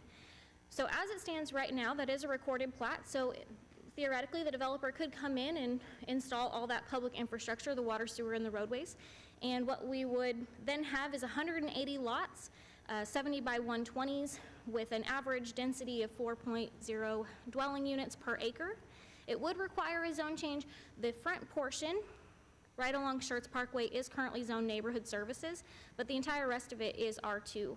So we could end up with 180 lots based on that currently recorded subdivision. The key things to note on here is that it would not meet our current standards, so the dead-end streets, the cul-de-sac lengths, but since it's a recorded subdivision, we could not require them to make those modifications. As long as they installed the infrastructure, they could sell the lots and homes could be built. Other thing to note is that they would be required to comply with the existing tree protection and mitigation standards, which would essentially allow the developer to clear 75% of all protected heritage class trees from the property. So the 21-acre tract, that's that portion that kind of wraps around the GVEC substation that's not included with the Live Oak Hill subdivision. It's currently zoned R2, so that's a 70 by 120. It's currently unplatted, so it would have to go through that preliminary final plat process, but theoretically they could do that with the current zoning. And in our rough calculations, we would estimate that the 21 acres could be developed as 70 single-family residential lots, give or take. So this is kind of the first look at the proposed Heritage Oaks PDD. It is designed as a coving plan, so if you kind of think this is the GVEC substation, this is everything that's currently platted as that Live Oak Hill subdivision. So a big difference between that gridded lot that you saw versus this proposed conceptual plan, coving plan of the Heritage Oaks, and then the portion that wraps around the GVEC substation. So coving plan is kind of a new concept in terms of, in the city of Schertz, it's not something that we've really seen. So it does implement winding roads and fluctuating building setbacks, which encourages smart growth by reducing impervious coverage and limiting infrastructure costs. It leads, the clothing plan would lead to a lot more open space than what we would get with the Live Oak Hills plat. It also would necessitate the revision of some street requirements, and I'm going to go through those on individual slides so we can really break down what our current regulations are and what's being proposed. But overall, it is a creative design proposal that's an improvement over that current lot pattern that I just showed. So kind of getting in the nitty-gritty, the lot size and density, there is a maximum proposed in the PDD of 215 lots with a max density of 3.25 dwelling units per acre. The minimum lot dimensions, area is 6,000 square feet with the width of 50 feet and a depth of 120.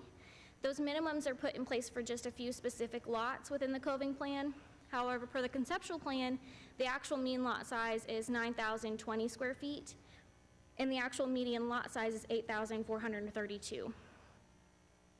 The reductions in absolute minimum lot dimensions make the coving plan possible, but the actual mean median better reflect the overall lot size.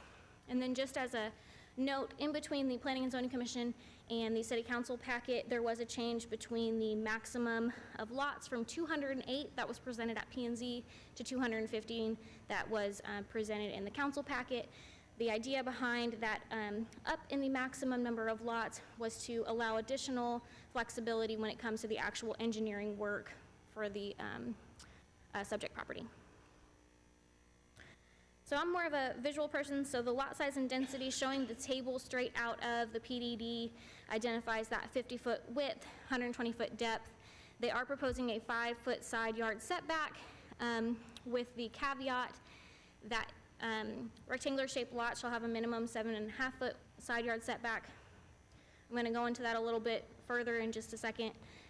Another change between P&Z and City Council, they've added language that says no permanent structures or heating, ventilation, and air conditioning equipment will be allowed in side yards less than 10 feet, trying to provide additional space for emergency services. So moving that AC from the side of the house to the back of the house to really make sure that that side yard is unobstructed. An additional, the 7.5-foot side yard for rectangular lots, that was also added in between P&Z and City Council. However, based on a discussion today with the developer, he is requesting that that actually be modified to 6 feet. So theoretically, there's a couple of those changes, and at the very end, I'll recap them all again. But if you'll just imagine what is being requested by the developer, the 7.5 would be changed to 6. So block length is the next item that's being requested to be changed. So our current regulation is block lengths along minor or secondary streets shall not exceed 1,400 feet or be less than 500 feet. And then along major streets shall not exceed 1,800 feet or be less than 900 feet. The proposed regulation is a maximum block length of 1,733 feet. This is requested in relation to the local roadway proposed north of Wiederstein.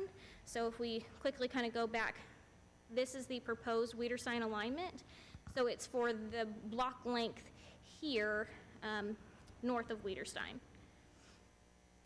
Just as a note, the UDC does allow the ability to request a waiver to the block length, but rather than request that waiver, the developer has just proposed to include it straight within the PDD. That way there's not a conditional waiver moving forward. The next one is park and open space dedication requirements. So our current regulation is a dedication of a minimum of 5 acres or a fee in lieu of dedication for $1,000 per lot. And the proposed regulation is that park and open space dedication requirements or the fee in lieu would not apply.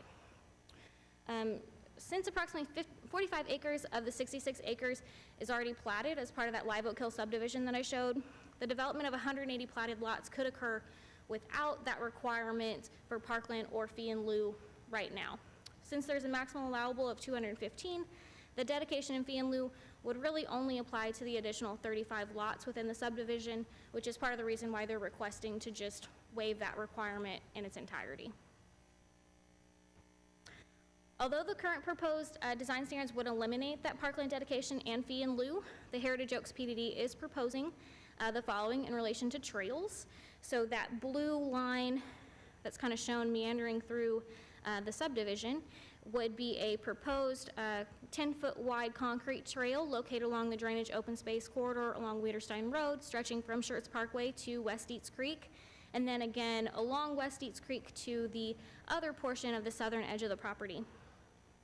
So just like that 7.5 foot change to 6 foot change, the developer has requested a modification here as well. Rather than restricting it to be a 10-foot concrete trail specifically on this side of the proposed Weider sign, allowing some flexibility that it could be a different material or on the opposite side of Wiederstein. In addition to that 10-foot wide trail, they are proposing a 30-foot trail easement here, which would connect to the trail connection that's on the other side of Schertz Parkway under the Highline easement. The next proposed modification is for landscaping and tree preservation mitigation. So the way this chart kind of works, this first section, the 1996 UDC regulations would apply to that acreage that's currently part of the Live Oak Hills subdivision. The current regulation would apply to the other 21 acres, and then the proposed is what's being provided within the PDD. So in terms of landscaping, they're kind of pretty much the same in terms of requiring 3 trees minimum per lot. That was included in the 1996 UDC. That's in our current regulations with the added caveat that 1 tree has to be in the front yard and 1 has to be in the back, which effectively means that there's 7.5 inches on each individual residential lot, since our minimum 2.5-inch caliper tree requirement. The proposed regulation would be 3 trees minimum per lot, so keeping that 3 trees with the 1 in the front yard and the 1 in the back, but upping and including a minimum of 15-foot total trees, total caliper inches per lot. So essentially what that means is they have to have 3 trees, but they also have to meet 15 inches of trees on the lot. So that is put into the PDD as a way to try to encourage the preservation of the protected and heritage trees. Otherwise, if they're planting new trees, they would have to buy larger caliper trees or just plant a lot more than 3 trees on each lot. The next one is in relation to the preservation percentages. The 1996 UDC requires 50% of all DBH to be preserved, and in addition to that, 45% of all DBH on each individual lot has to be preserved. Our current regulation requires 25% of all protected and heritage trees be preserved, with some caveat exemptions for species, master thoroughfare plan roadways, utility easements, and trees that are damaged dying. The proposed regulation is that no protected tree preservation requirements would be in place. So just as a reminder, protected trees are anything 8 to 24 inches, and then heritage trees are 24 inches and greater. The proposed regulation for heritage trees would be that 50% of the heritage trees would be preserved, with some exemptions as well. The same for the species exemptions that's in our current regulations. All right-of-ways exemptions, so that is different than our current, which is just master thoroughfare plan identified roadways. This would be for any and all roads within the proposed subdivision. Utility easement exemption, drainage easement exemption, which is an addition. We don't currently exempt drainage easements, and then anything that's damaged dying. And then the next one is in relation to tree mitigation fees. The 1996 UDC and the fees at that time was $46 an inch for protected tree mitigation and $138 for heritage tree mitigation, with the exemption that trees within setbacks you did not have to mitigate for. Our current regulation is $100 an inch for protected and $300 an inch for heritage, and they are proposing to pay no tree mitigation fees. So just a couple items to consider in terms of the landscaping. I mentioned this, but the proposed minimum 15-inch trees per residential lot encourages the preservation of the existing protected and heritage trees rather than planting new smaller trees to reach the 15-inch minimum. And then in relation to the tree preservation mitigation, any development of the subject property would involve cutting down a lot of trees due to just the heavily wooded nature of the properties. A preliminary tree preservation study was performed only for the heritage class trees, which determined that there are 127 heritage class trees totaling 3,778 caliper inches. If you think about our current regulation is just 25% of the trees have to be preserved. They're proposing to do an extra 25% of heritage class trees. That equates to 945 extra inches that, would be preserved, or 32 extra 30-inch trees, which is pretty massive. The increased landscaping and heritage class preservation requirements focus the regulations on preserving trees rather than being punitive with mitigation fees. So it's more about let's save the big trees that are out there than let's hit them with a big mitigation requirement and kind of padding the mitigation fund, if you will. The next change is for cul-de-sacs.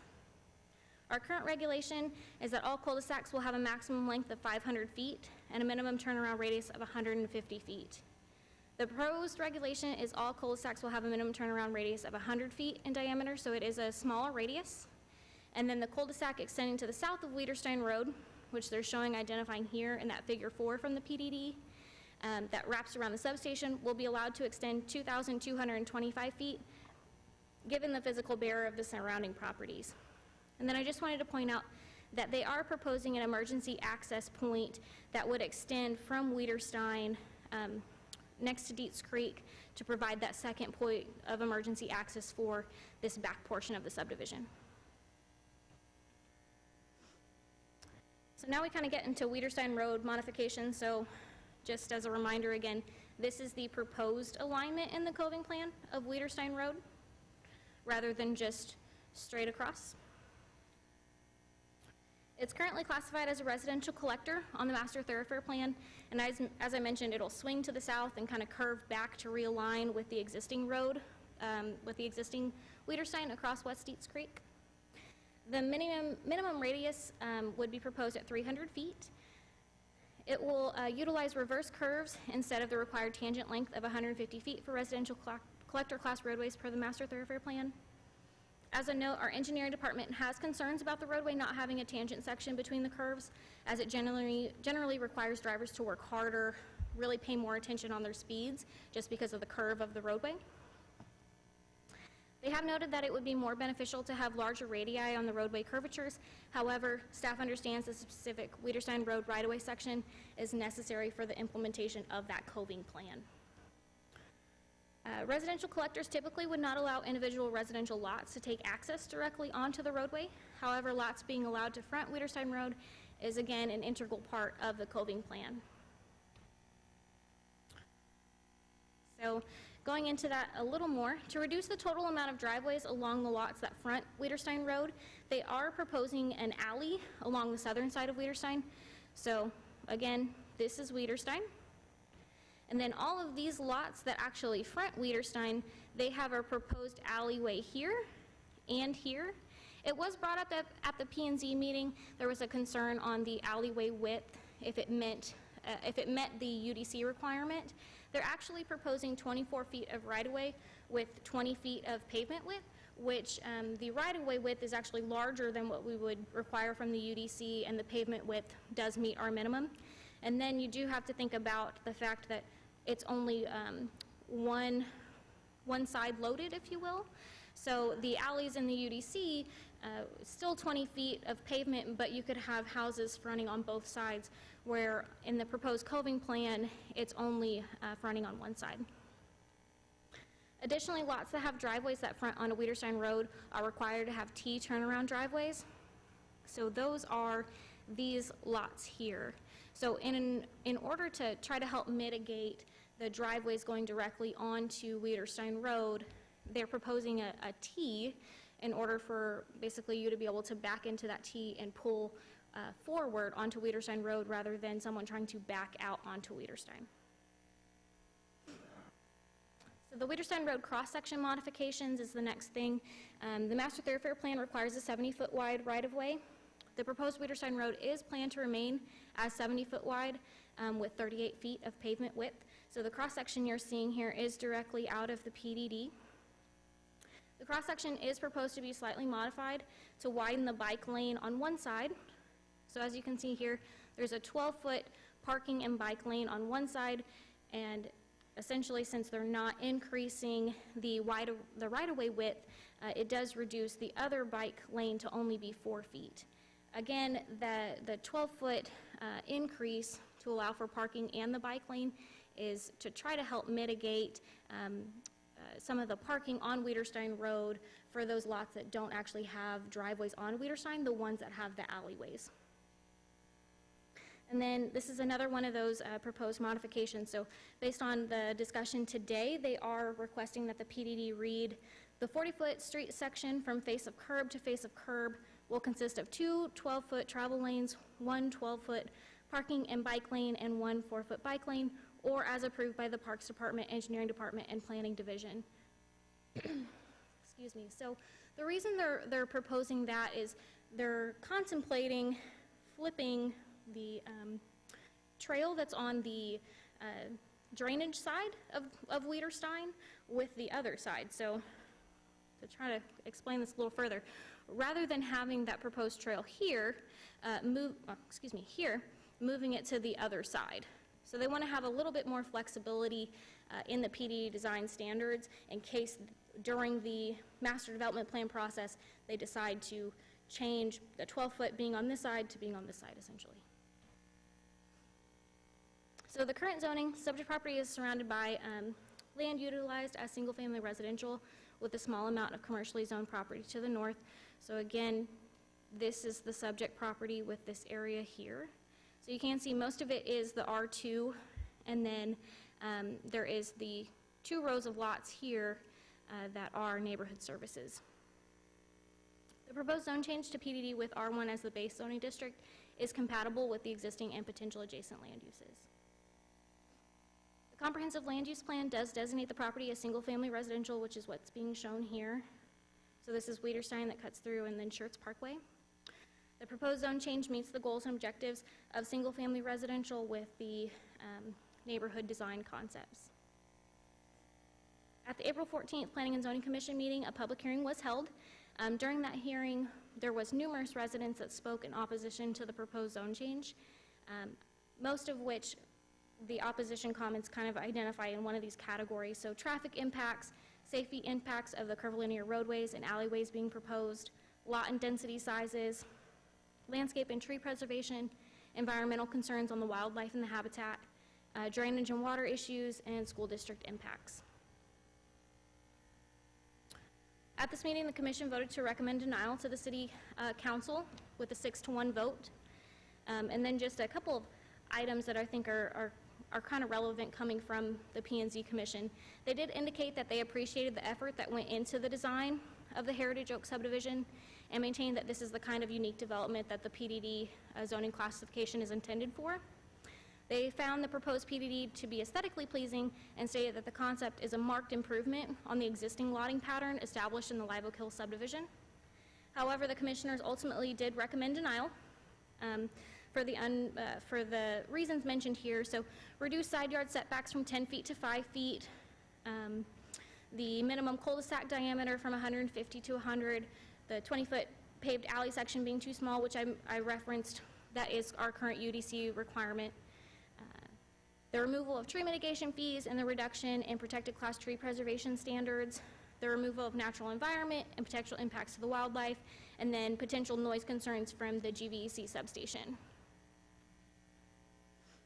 So as I mentioned, kind of going through the presentation, there's 5 sections that the developer would like to request to be changed from what was provided in the CCM packet as the PDD design standards. The first one is Table 3, page 6 of the PDD, which currently reads, rectangular shaped lots shall have minimum 7.5-foot side yard setbacks. The proposal would be to change that to rectangular shaped lots shall have minimum 6-foot side yard setbacks. And I apologize, I should have explained kind of how I have this broken down. So this first line is the section that is being referenced, the page of the actual PDD design standards themselves. This is the current is what is being proposed, or what was proposed in the design standards that were sent out with the packet, and then the proposed is as discussed with the developer today. I apologize. The next one is section 2193 lots H, which is page 8 of the PDD. It currently reads, residential lots may front Wiederstein Road, a residential collector. Driveways for all residential lots fronting Wiederstein Road will have a T turnaround, eliminating the need for vehicles to back onto the road. Dimensional requirements for proposed T turnarounds are provided within Exhibit 3. The proposal there is to add driveways for all residential lots fronting Wiederstein Road without alley access. We'll have a T turnaround. The developer wanted to make it a little more clear that not all of the lots fronting Wiederstein will have that T. The ones that have the alleys on the back would not have, they're required to have that T driveway. The next one is section 21.910, park and open space dedication requirements. It's page 9 of the PDD. Currently reads, a trail will be provided along the drainage way from Schertz Parkway to West Dietz Creek as shown on Exhibit 4. And then the proposed change would just be or as approved by the Parks Department. So that's that idea of we may not want that, the developer may not want that trail on the drainage way side of Wiederstein, but potentially on the other side. So adding that flexibility that the trail will be provided either there or as approved by the Parks Department. The next one, section 21.14.1P, street improvements. It's on page 11 of the PDD. Currently reads, the 40-foot section, street section from face of curb to face of curb will consist of 2 12-foot travel lanes, 1 12-foot parking and bike lane, and 1 4-foot bike lane. And again, as I'd mentioned on that street section slide, they just want to add the language, or as approved by the Parks Department, Engineering Department, and Planning Division in case they need to make modifications to that street section based on any changes to the trail. The next one, section 21.14.6, sidewalks and hike and bike trails. It's page 12 of the PDD. Currently reads, a trail will be provided along the drainage way from Schertz Parkway to West Dietz Creek and continue along West Dietz Creek as shown in Exhibit 4. The hike and bike trail shall be constructed by the Heritage Oaks neighborhood developer and dedicated to the city of Schertz for public use. The trail shall be 10 foot in width and paved with concrete. So again, adding in that same language as several of the other proposed changes, or as approved by the Parks Department in relation to that trail location. And then also adding in the trail shall be 10 foot in width and paved with concrete or alternative material as approved by the Parks Department, providing a little more flexibility in case our Parks Department decides that concrete may not be the way to go, maybe asphalt's a better alternative or something of that nature. So staff believes the proposed Heritage Oaks PDD resembles a marked improvement in neighborhood design quality over the existing Live Oak Hill subdivision plat, while simultaneously reducing the overall density proposed on the subject properties. Given the less than desirable current lotting pattern that's recorded with that Live Oak Hill subdivision, staff is willing, in this case, to support a more creative development proposal. Staff recommends approval of the proposed zone change with the requested PDD modifications based on improved neighborhood design through the coving plan, decreased overall density compared to that recorded plat, increased open space and potential heritage class tree preservation with 2 major trail extensions, and PDD revisions to potentially mitigate the Planning and Zoning Commissioner's concern for that side yard setback, increasing from 5 to 6, and also the change to require the HVAC and all of that be behind the home rather than in the side yard. So just to be clear, we are making a recommendation of approval based on the full PDD that was provided in the packet, in addition to those 5 modifications that were discussed with the developer today. Thank you, Ms. Delgado. Wow, that's quite a bit. I'm going to go get some more. Quite a bit. This item is on the agenda as an open public hearing. But before I proceed with the public hearing, please indulge me with a gift of your time.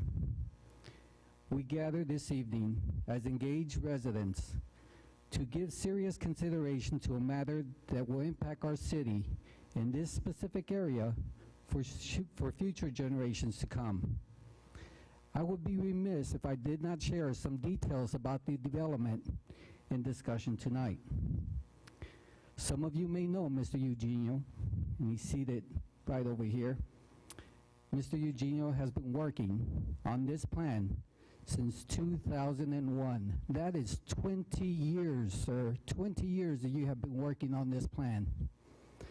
Mr. Eugenio has made various improvements and numerous modifications to the original plan.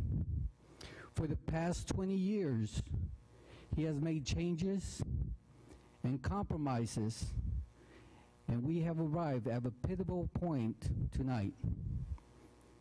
We are here to finalize the final stage of development, arguably far better, and that surpasses the original plat from 1963. The original plan that is 58 years in the making. 58 years. Some of us are not even as old as 58 years right now. It's been my experience that change is difficult. It is very difficult to accept, and change impacts our daily lives. And every decision that is made will have a consequence. But bear in mind and beware. Tonight we come together to discuss and take into consideration a very important zoning issue that ramifications will have a great impact on our city's future. The zoning presentation may ultimately result with council selecting one of two options. The old original plat from 1963 compared to the new and modified 2021 PDD. Ms. Delgado, could you put that grid back on there, the original plat?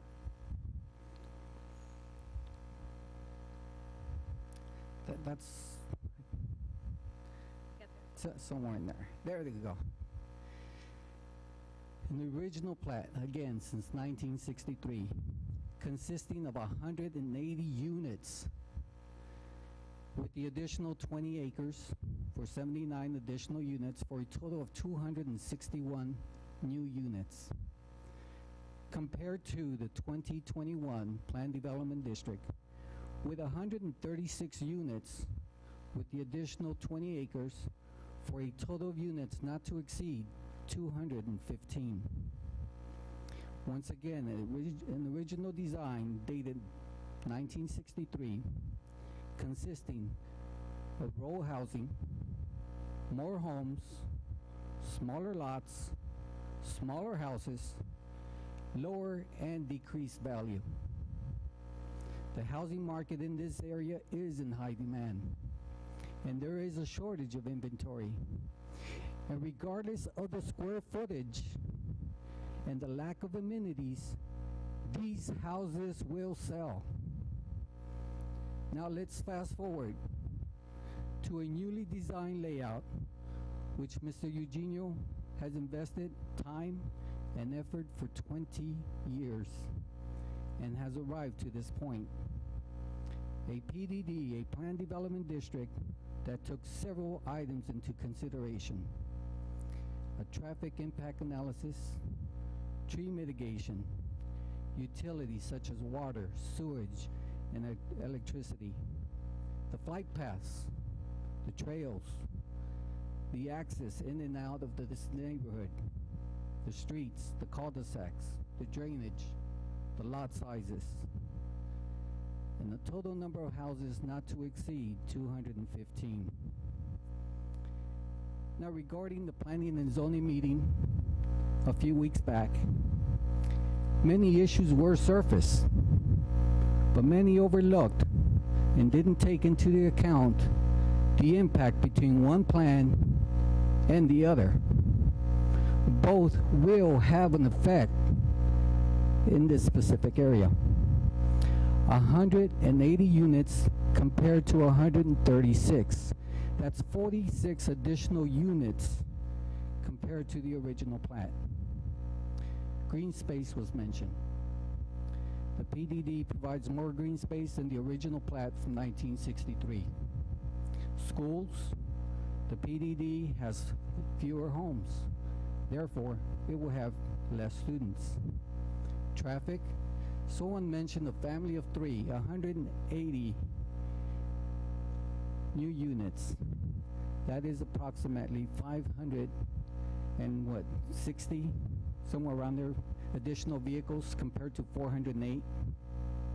Noise level, it's obvious, more cars, more noise. The environment and the wildlife, both will affect the surroundings. Mr. Eugenio is aware of his obligation of protecting and mitigating the environment and the impact on the wildlife. This planned development district is designed and provides the wildlife to roam and pass through the neighborhood. The original plat will not. We talk about tree mitigation. This planned development district will save 50% of the heritage oaks, and each home will have at least 3 trees. And these trees will be twice the diameter required by the Unified Development Code. Now let's be bold and collectively ask ourselves, which plan is more appealing? In addition, how much longer can our community continue to test Mr. Eugenio's patience and tolerance? Contingent on tonight's outcome, we may leave Mr. Eugenio no other option but to build 180 homes on the 46 acres. With that, let's go ahead and proceed with the public hearing. Is there anyone here who would like to address the council regarding this topic? Your time is limited to 3 minutes, and we ask before you address the council, though, please state your name and address. Steve Jahersky, 3509 Sumter Glade. And could I please have the overhead up?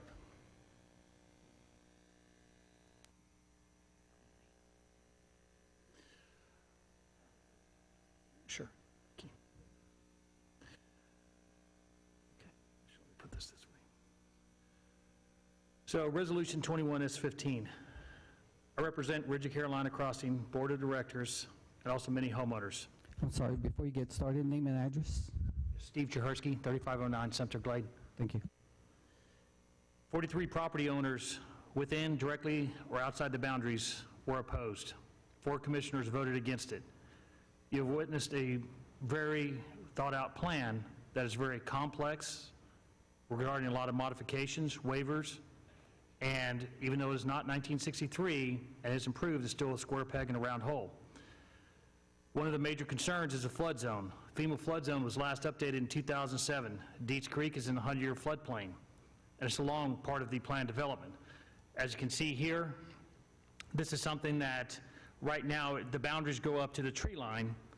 We currently have 3 dry creek beds, Cibolo, Deets, and Deer, that within a major event that we've had in the past 20 years will flood the city based on the development that's happened since the last FEMA flood study.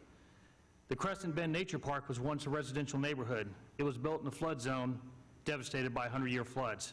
1973, City of Schertz dealt with this again. 1977, that's when the city started having major discussions and taking precautions. 1996, Corps of Engineers study presented to the January 13th, 1999 City of Schertz workshop foreshadowed the future Crescent Bend flood. GVC, LCRA, FEMA, Texas Parks and Wildlife were not aware of this planned development. I asked about an environmental impact study at the last Planning and Zoning Commission. They were not even aware what an environmental impact study was. Mentioned a critical habitat. In a 2014 land plan by Schertz and approved by City Council that's to serve as a guide and understanding of past events, which you can interpret as flooding, specifically states that part of the plan should be undeveloped green space. In 2014, the Parks Rec Master Plan discusses how Deets Creek is important as a drainage area. 2014 Sector Plan discusses the importance of keeping Deets Creek Channel maintained in a natural state. And it should really be a conservation easement or designated open space connecting open trails to the City of Schertz. There were many issues brought up. Setbacks, cul-de-sac diameters. There's also safety about potential firefighters with their equipment, dangerously close to a GVC substation. During a fire, the close proximity would result in a fire potentially running the block. Yes, this was platted in 1963, and yes, the support that was stated here before I spoke, much improved. There may have been a time for this subdivision, but that's not today. This developer, who's not a resident, has been pushing this 20 years, and I understand. But our concern is the neighborhood and the Board of Directors is the safety of firefighters, pedestrians, flood damage, and potential life worth it? No.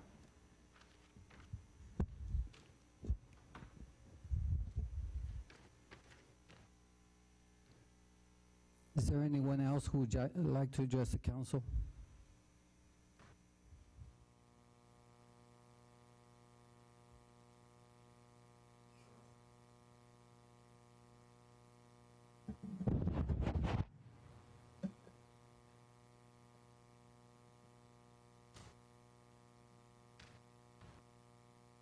Good evening, Mayor and Council. Michael Carpenter, 3613 Calvert Street in the Carolina Crossing North subdivision. Work on this challenge started during Mayor Baldwin's time.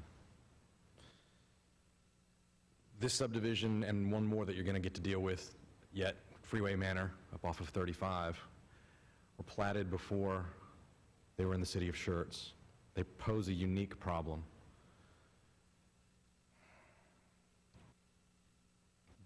The current zoning, the current plat, the current entitlement to be able to develop what's there is significantly problematic. What has been proposed is the culmination of hundreds and hundreds of hours of work by staff, engineers, electeds, etc. Is it perfect? No. I don't think that there's a silver bullet answer to either this subdivision or Freeway Manor when that comes before this body.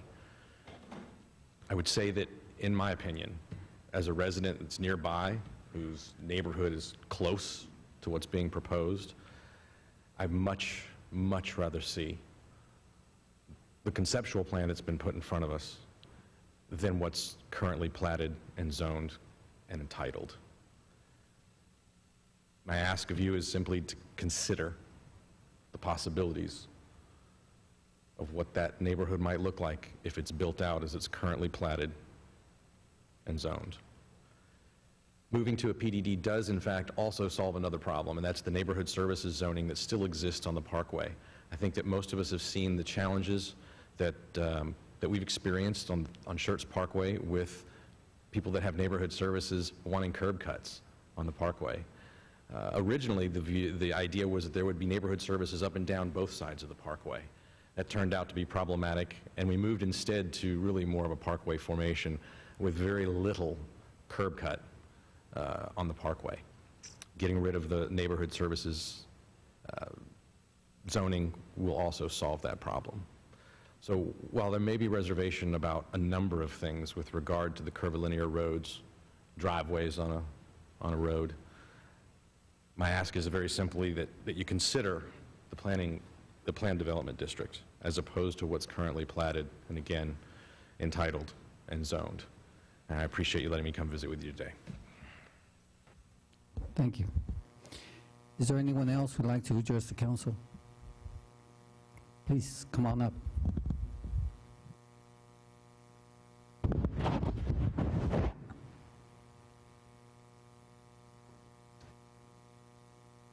Schertz, 705 Maryland Drive. I have been here 42 years in the city of Schertz. Dave knows what I'm about to say, because I have bent Dave's ear many, many, many times. Water flows downhill. And even though you've got this FEMA ditch, I'm going to tell you right now, y'all need to start thinking about drainage, big time. Because that drain that I've got behind me, that Kramer Farms was built up 18 inches higher than what we are, I had level water on my easement coming into my backyard. And I don't want to hear this, it was only 6 inches of rain. It only happens once every 100 years. I've got a dirt ditch behind me. The other part is concrete. That ditch over there is concrete. And I've seen the water run. I know what comes down in 98. I saw coolers coming down. I saw people from Windy Meadows and Oak Street with backpacks on trying to come to the community center, and guess what? Your community center is lower than I am. So y'all need to really consider, if you get more houses, you're going to have more water. And another thing that really irritates me is for years I was told, you can't put this patio here, you can't put your storage shed on a foundation because, oh, FEMA, you only have to have 40% of your lot can be covered. That sure doesn't apply anymore, apparently, because Main Street has got a lot of concrete on it now. And when you get at the corner of Main Street and Randolph Boulevard, that water is coming fast. Now, in 98, when that water was higher than that bridge and was coming from Cibolo, and we had to evacuate the senior citizens that's down here in Clyde Ford Center, that was not a happy time, I can guarantee you that. And it's going to happen on Seguin, Lower Seguin Road, because that floods over there. And the more houses you put, and that was another thing. When we were asked about the strip malls that are going in up here, I always said concrete does not absorb water. Man, when it comes to money, that's all out. Y'all, as long as it's money and you're selling stuff, getting taxes, you don't care what goes in. Thank you.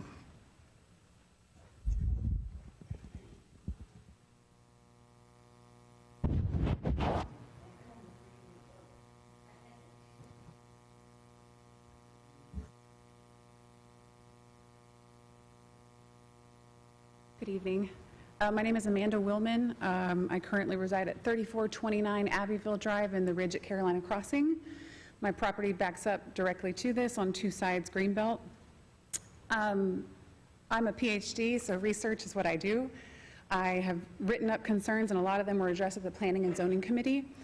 But I don't know that that's necessarily pertinent to read again today. A lot of the concerns that I have really are for us to not lower our standards.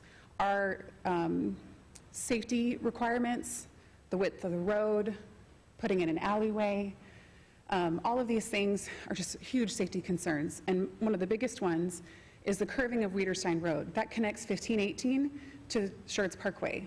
It is a very well-traveled thoroughfare. So not only are you going to curve it with, and I quote, that does not meet the City of Schertz engineering standards, would require drivers to pay more work harder to pay attention to drive well. It'll be curved in that way, and then you'll have homes that are facing this road with driveways that exit to this road with children pouring out and playing on them. Just imagine Savannah with homes that emptied out onto it. It's too big of a road and too much of a thoroughfare to do that. This area is heavily populated with families. During quarantine, the Schertz Parkway, Savannah between 1518 and Schertz Parkway, heavily trafficked. Families with bikes, dogs, I mean, just always out and about. So the safety concerns are very troubling here. Plus, there's decades of research that show that alleyways increase crime rates, and our closeness, our proximity to I-35 and where this neighborhood will be, and then now this opportunity of an alleyway to increase crime, which brings it in for all of us. Those are some of my biggest concerns. The other thing to consider here is I understand that the development and planning this is quite an ordeal, and I can't imagine something that would take quite as long as 20 years to try to get it developed. But this is a forest. The land that he's looking at to build on is a teeming with wildlife, thick as can be forest. It's beautiful, and I wish that it could stay that way. Thank you.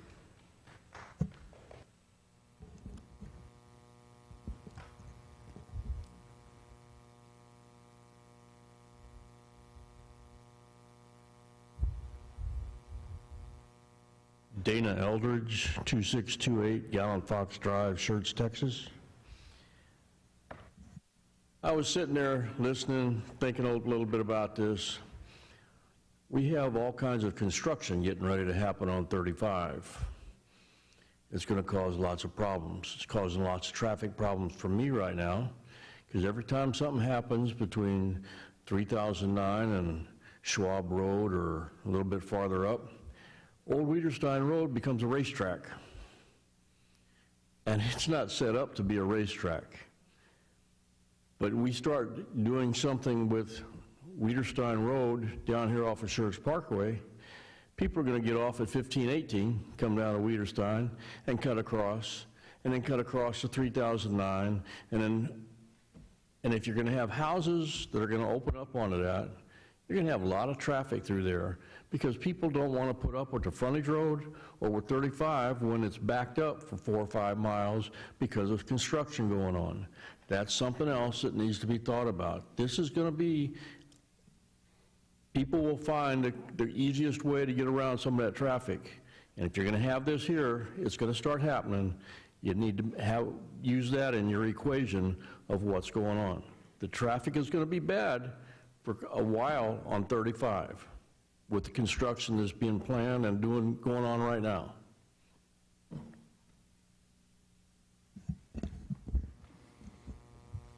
Is there anyone else that would like to address the City Council?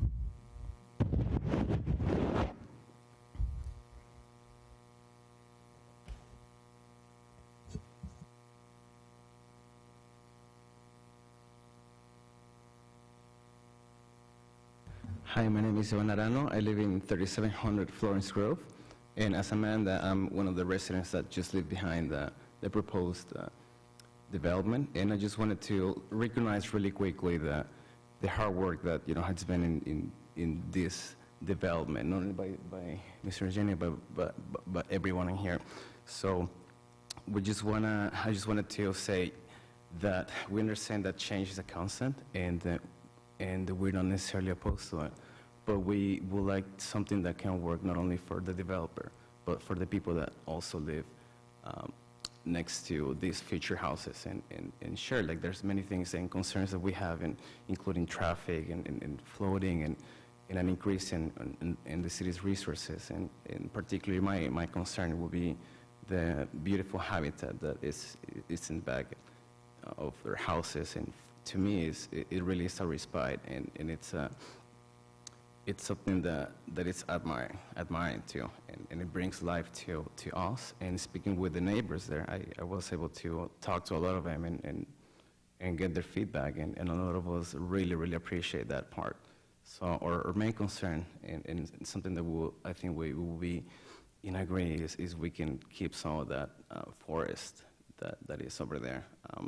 As part of the study, the staff showed that, yeah, there's a lot of heritage trees, but the number of protected trees, it's in the hundreds easily.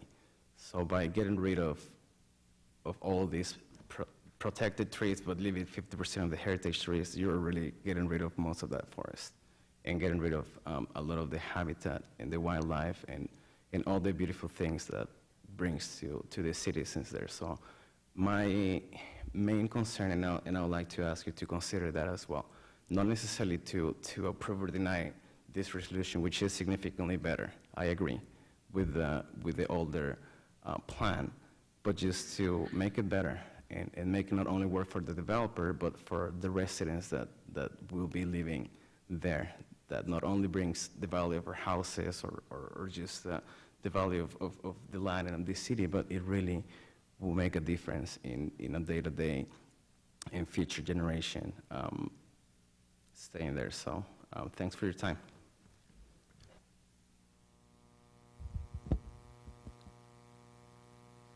Is there anyone else that would like to address the City Council? Second notice? Mayor, I do have this. Yes, we do have the email that we need to read. Ms. Dennis, please. Yes, Mayor. This is from Mr. Justin Willman, who lives at 3429 Abbeville Drive. He is writing, to voice some objections and issues with the Heritage Oaks plan development. Safety issue number 1, as stated, the Heritage Oak PDD documents the curving radius of the proposed changes to Weederstein Road do not meet the city Schertz Engineering Department standards. Safety issue number 2, the cul-de-sac radius is reduced to 100 feet as opposed to the currently required minimum of 150 feet. This causes major issues for the first responder vehicles and traffic flow safety. Safety issue number 3, the alleyway width in the Heritage Oak PDD is less than the current minimum standard of 24 feet. Again, another major safety issue for vehicles and pedestrians. Safety issue number 4, the side setback between houses is to be reduced from 10 feet to 15 feet to 5 feet, putting homes closer to their neighbors, causing a fire hazard and putting first responders at risk. Second issues of the Heritage Oaks plan development will result in property value to be reduced in the area. Development issue number 1, there is a large electrical plant in the middle of the neighborhood which is not visually pleasing and has a large hum of power generators. Homeowners will not want to pay market value to have this view and noise from their properties. And he attached a picture which was included to the council. Devaluation issue 2, the Heritage Oaks PDD plan reduced the minimum lot size to 5,400 square feet from the current required minimum 8,400 square feet, allowing them to squeeze in as many homes as possible. Finally, the Heritage Oak PDD planned green space and tree mitigation plan is misleading. The majority of the proposed green space is located under power lines where the trees do not currently exist. Therefore, no trees are being spared in those areas. In addition, the currently planned park areas are nothing but more than a strip of grass beside a trail. The Heritage Oak planned development does not meet the minimum standards of the Schertz premier Texas community. This Schertz City Board votes against this development. Do not settle for a substandard plan, community plan, just to fill a plot of undeveloped land for tax revenue. Thank you. Okay. Final notice. Is there anyone else who would like to address the City Council? All right. The public hearing is now closed. I did provide Mr. Eugenio the privilege of addressing the council and answer any questions that were raised during the public hearing. Mr. Eugenio, the floor is yours.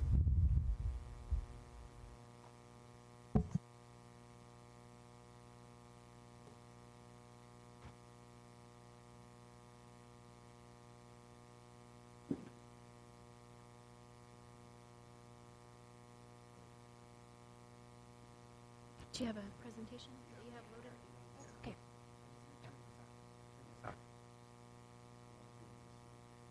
You can sit here. Yes,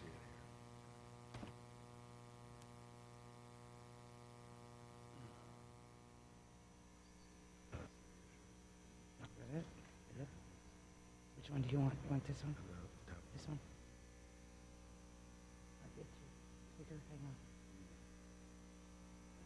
Okay.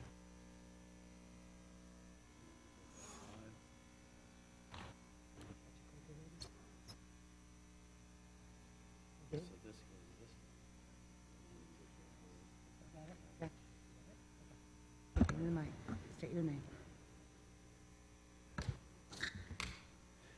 My name's Anthony Eugenio, 505 Castano, San Antonio, Texas, 78209 is my address. As you can tell, this is quite complicated. I want to thank Brian James, Emily Delgado, and Nick, who's just left the city, for working so hard to finally reach an agreement that we all, obviously there's no perfect answer. We would have gotten it 15 years ago. During that time period, I was buying lots from all over the world, trying to put all of this property together. It was kind of almost a hobby. And it's been about 8 years. I also want to thank everyone that's made their comments. I tried to make adjustments between the P&Z to address some of the issues, and I'll go over those as we go forward. I recognize Councilman Scagliola has been here for most of the process. that we've been going through here, and Commissioner Carpenter, he encouraged me to not do the plan as platted, and so we, about 2 years ago, changed gears. We had really gotten pretty far with another pretty much cookie cutter type, but a little better concept than the concept you see up on the screen. But he liked the curvature, and it's a progressive. The parade of homes in San Antonio was done by the same designer a few years back, and he's here to address the new subdivision and what we're going to do. I just want to go over the current subdivision state. It's a grid plan. It's a plat. It's platted as a grid plan. We have poor condition of roads, a lot of trash. It's kind of an eyesore into the entry into Schertz. The neighborhood services actually can't happen there. There's a deed restriction for residential only. Back then they had, each deed had a deed restriction in there, and it's residential only, but we could get around that. But the PDD seemed like the best way to address all the myriad of issues, and you can see there's a lot of them. I took pictures yesterday on 2 of the 10 roads. There's 10 roads, 1 on each side, and the red doesn't quite show exactly where it is, but there's 5 roads that run with Wiedersehen through the middle, and so there's 10 roads going each, or half roads. And so I took just 2 of the 10 roads, some pictures of the state showing trash, and then the state of the roads right now.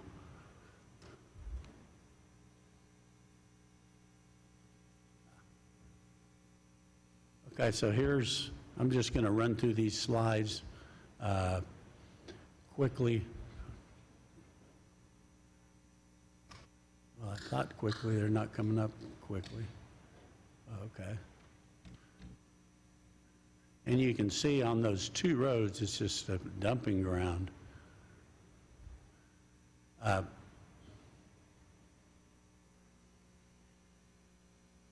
And the state of it now is, okay, so now we have the subdivision as it's platted. Right here I'm showing the developed portion. This is the same subdivision, but it's in Selma. And you can see there's a 21-foot roadway width, and we'll come back to this in a minute. We're proposing a 42-foot road to attach to their 21-foot road with a 28-foot bridge in between. I think we can come up with a better plan, but I think probably during the major thoroughfare, not the major, the MDP process, we can come up with solutions for those.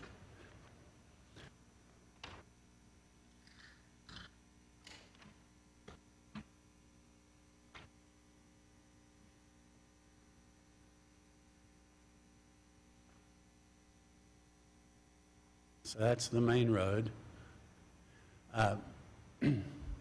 This is one of the side roads in Selma. As you can see, there's no curbs. And this is the same side road that we took all the way to the end. There's the cul-de-sac on the right picture. I measured it today on the way over here, and it was 36 feet. And that's how Selma did it. It's not how I would do it, even if I did the cul-de-sac as designed. I mean, not the cul-de-sac. The subdivision is designed.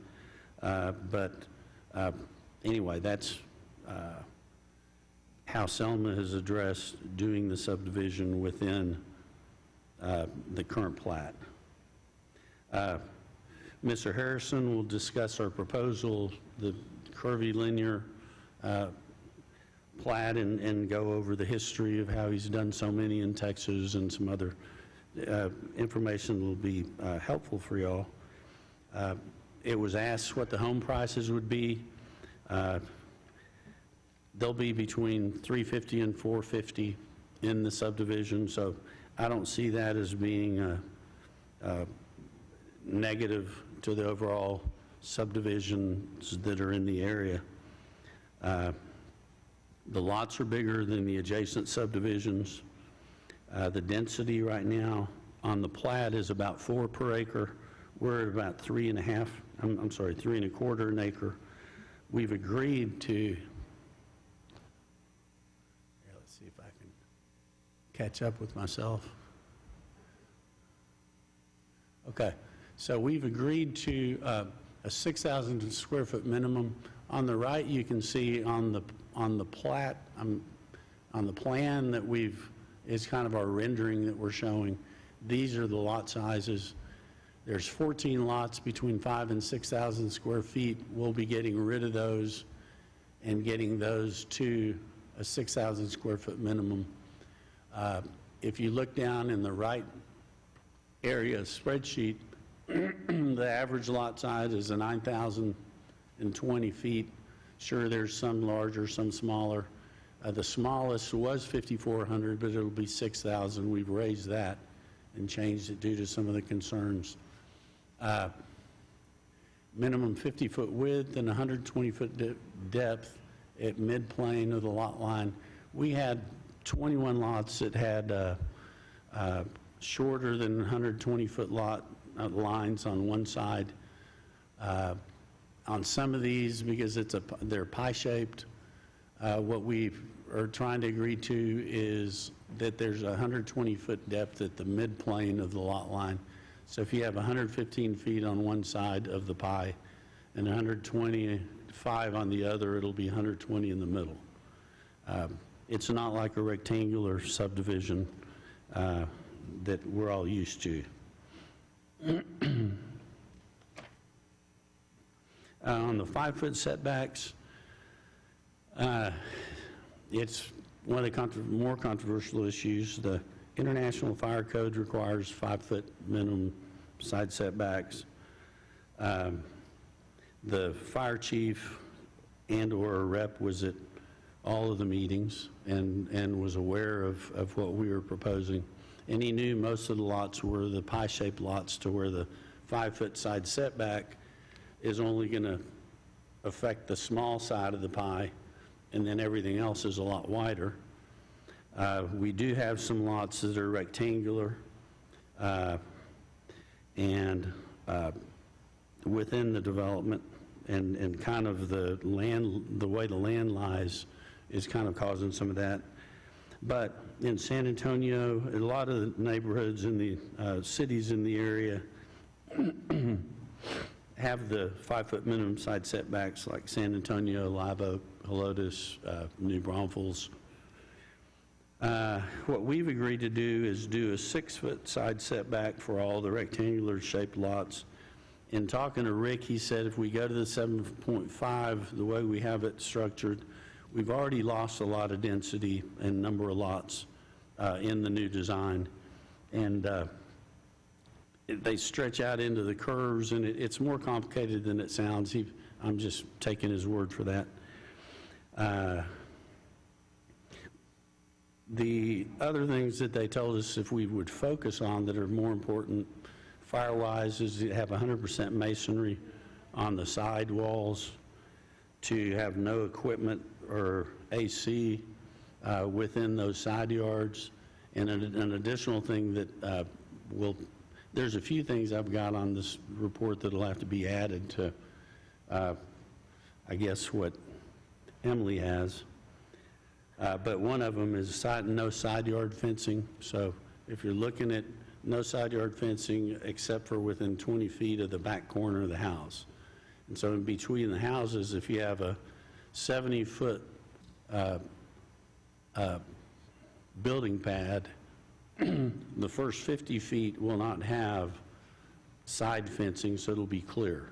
And depending on which direction the cul-de-sac, the pie goes, it affects it different, but that'll be clear. They can only build a fence for the last 20 feet of the back of the house.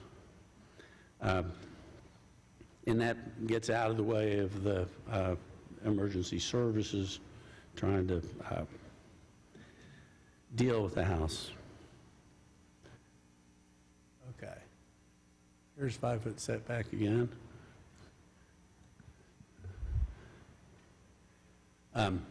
So these are the points I just made. I'll try to keep up with myself a little better. I've got my slides here I'm looking at. On the cul-de-sacs, we had proposed 100 feet at the last at P&Z.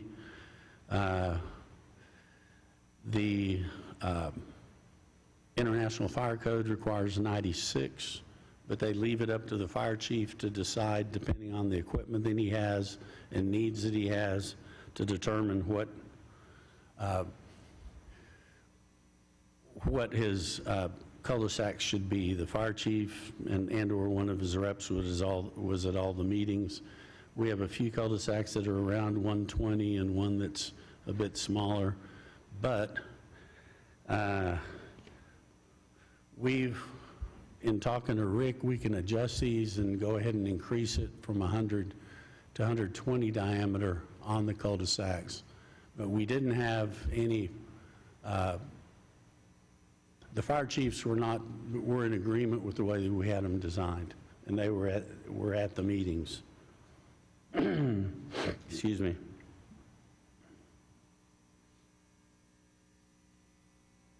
And Rick's done a lot of these, so I'll let him explain all that. Okay, on the alleys, we've got 20-foot alleys. They're single-loaded alleys, 24-foot right-of-way, but single-loaded meaning there's only houses on one side of the alleys, not on both sides. What that provides, it's part of the design. We didn't initially design it that way, but we were trying to keep some of the driveways off of Wiederstein Road, and by putting in the alleys, we were able to make Wiederstein Road some of the concerns on the traffic and people pulling into Wiederstein Road. They can pull into the alleys and then come through the main streets. Garbage pickups possible through the alleys. That's really more of a decision for the city. And then we have less impervious cover and more trees if we have a slightly less wide alley. We don't have as much traffic as on a double-loaded alley, obviously. On the crime rate, it's a give and take. The alleys we're building here, since they're single-loaded, they're open on one side so you can see real well. Some of the studies I was reading were that if you can limb up the trees where you have good visibility, don't have many shrubs so you can see in there. The open visibility is a big deal. Maintaining your landscaping was very important. I'm not sure how that makes it safer, but they said it just makes it feel safer. I guess it doesn't attract. And then the other point was the one I already made, which was the greater safety on Wiederstein by having the entry and back. As opposed to everyone as they left their house going on to Wiederstein. Here, let's see if I can do this. Oops, nope.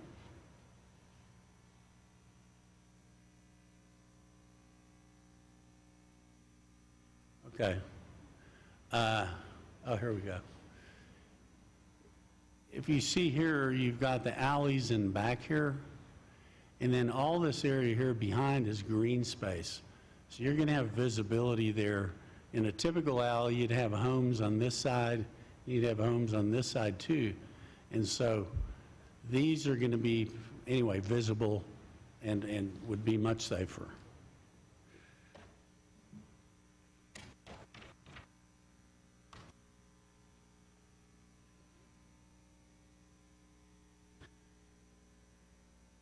All right.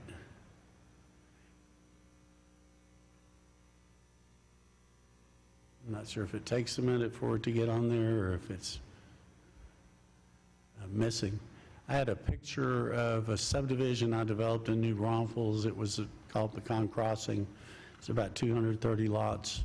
Part of it were these double-loaded alleys. There were 20-foot alleys. We had the garbage services through there, and they've worked out good, and the density and traffic would be much greater. You should have the pictures in y'all's.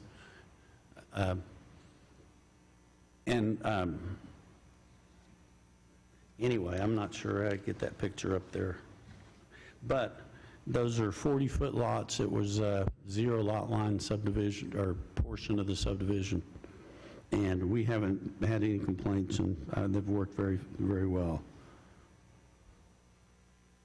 Oh, there's the picture. I just had to press the button again. Okay, here's part of the 42-foot roadway issue that I have. We're connecting a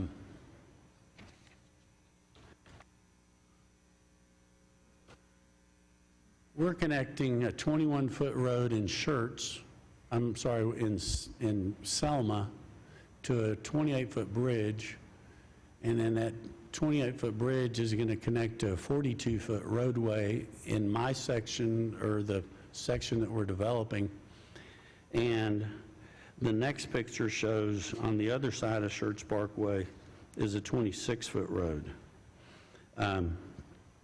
I think we just need to go to the drawing board and talk, meet with staff and try to get a better solution, or determine we have the best solution. And we're willing to do the 42-foot roadway, but it seems like it's more maintenance for the city. And if we can come up with a better solution, I think we should try to work on that, and we can deal with that during the MDP process, I think. I think that just, I guess my main point is I think the bike trail that's in that 12-foot way could go on the path that Emily mentioned, that would be on the south side of Weiderstein. We could put a 10-foot pathway in there, and we could pull the houses back, and they'd be a lot farther from, and it'd be more wooded and much prettier, I think, than the drainage way. But I think it's, as I was proposing, I think it's up to the Parks Director, and I'm willing to do whatever they recommend on that. Okay.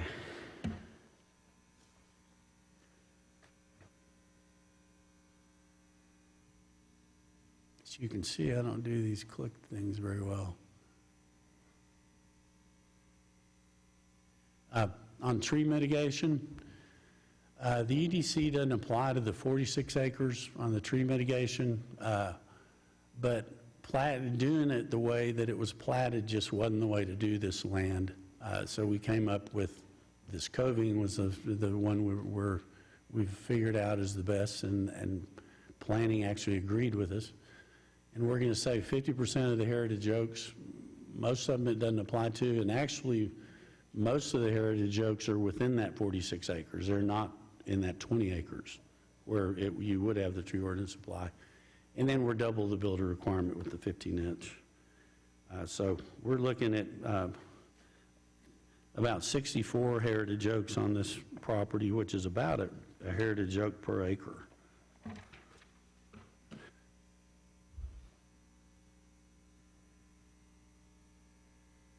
Okay, on the park fees, if we had maximum park fees for the 215 lots, it'd be about $215,000. But since it doesn't apply to part of it, the park fees would end up being about $65,000 for the 65 lots that are on the 20 acres. We're actually building that hike and bike trail. It's about 5,000 feet long. At the current cost of concrete, et cetera, it's going to cost us $350,000. So we're not saving money doing the trails on this. We're also planning, since we have so many trees, you can move those smaller trees fairly easily, and we're going to move those trees onto the trail that we're doing on West Eats Creek. We moved a bunch of trees years ago when we did that subdivision in Schertz, and we put them off the trail and we watered them. We have the lines that water them, and they're doing great. We transplanted a lot of them, maybe 40 trees or something.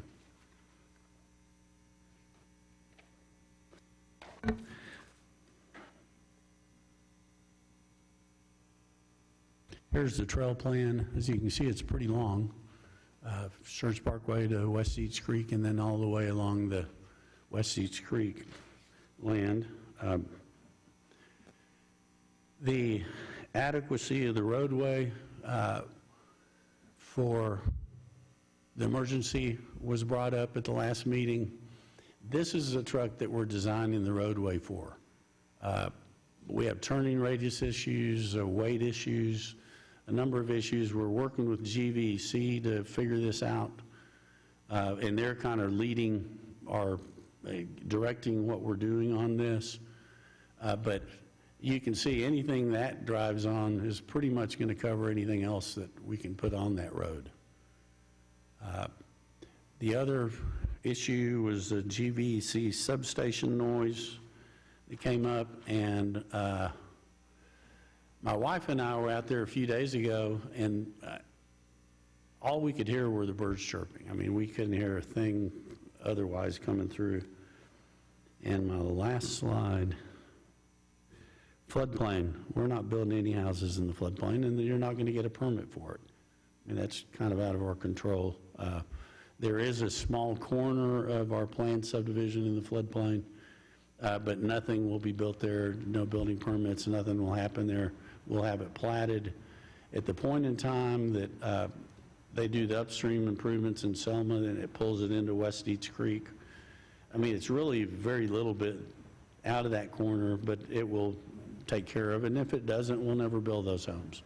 So I'll come back up for questions in a minute if there are any.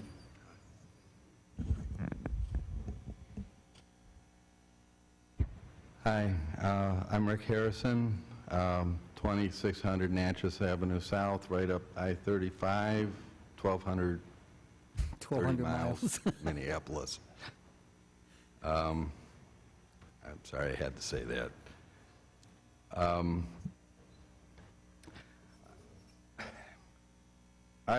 My style of presenting is to educate, and I heard a lot of issues here. We threw out the word coving, but what's that mean?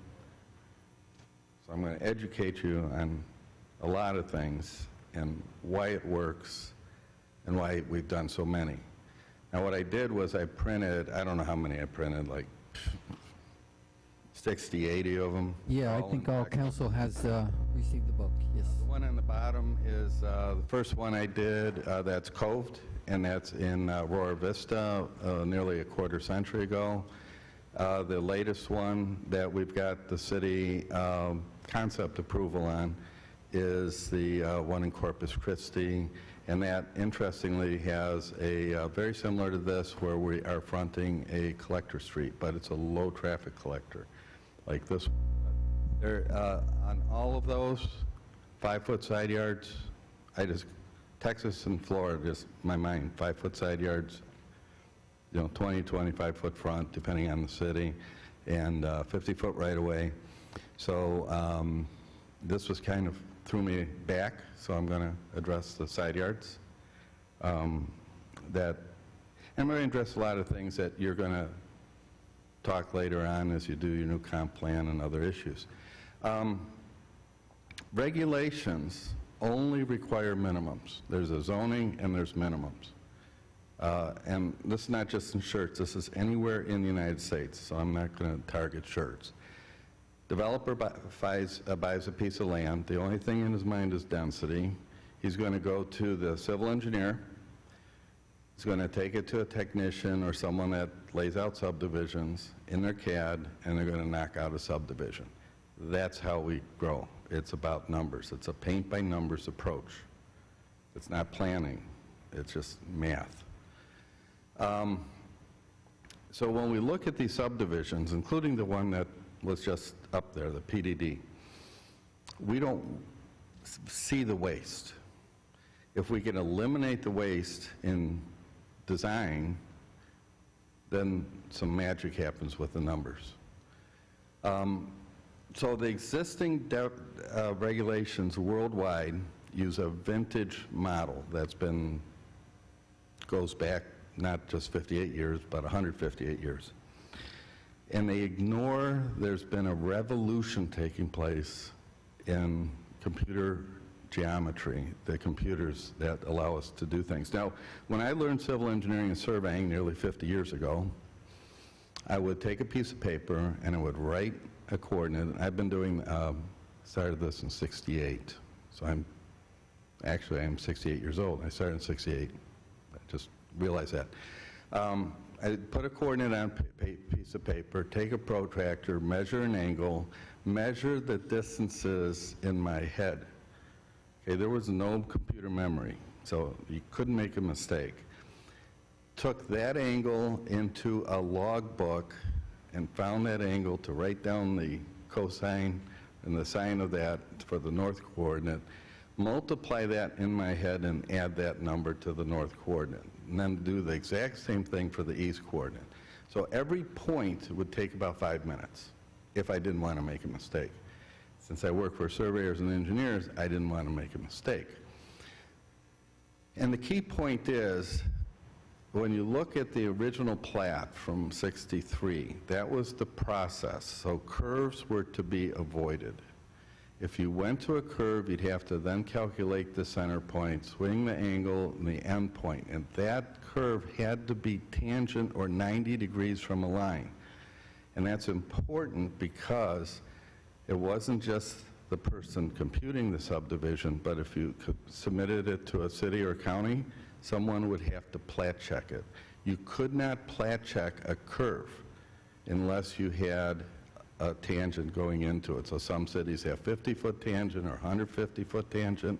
If you'll notice my book of plans, you will not see one tangent between curves on anything that I've designed in Texas for the last at least 15 years, maybe 20 years.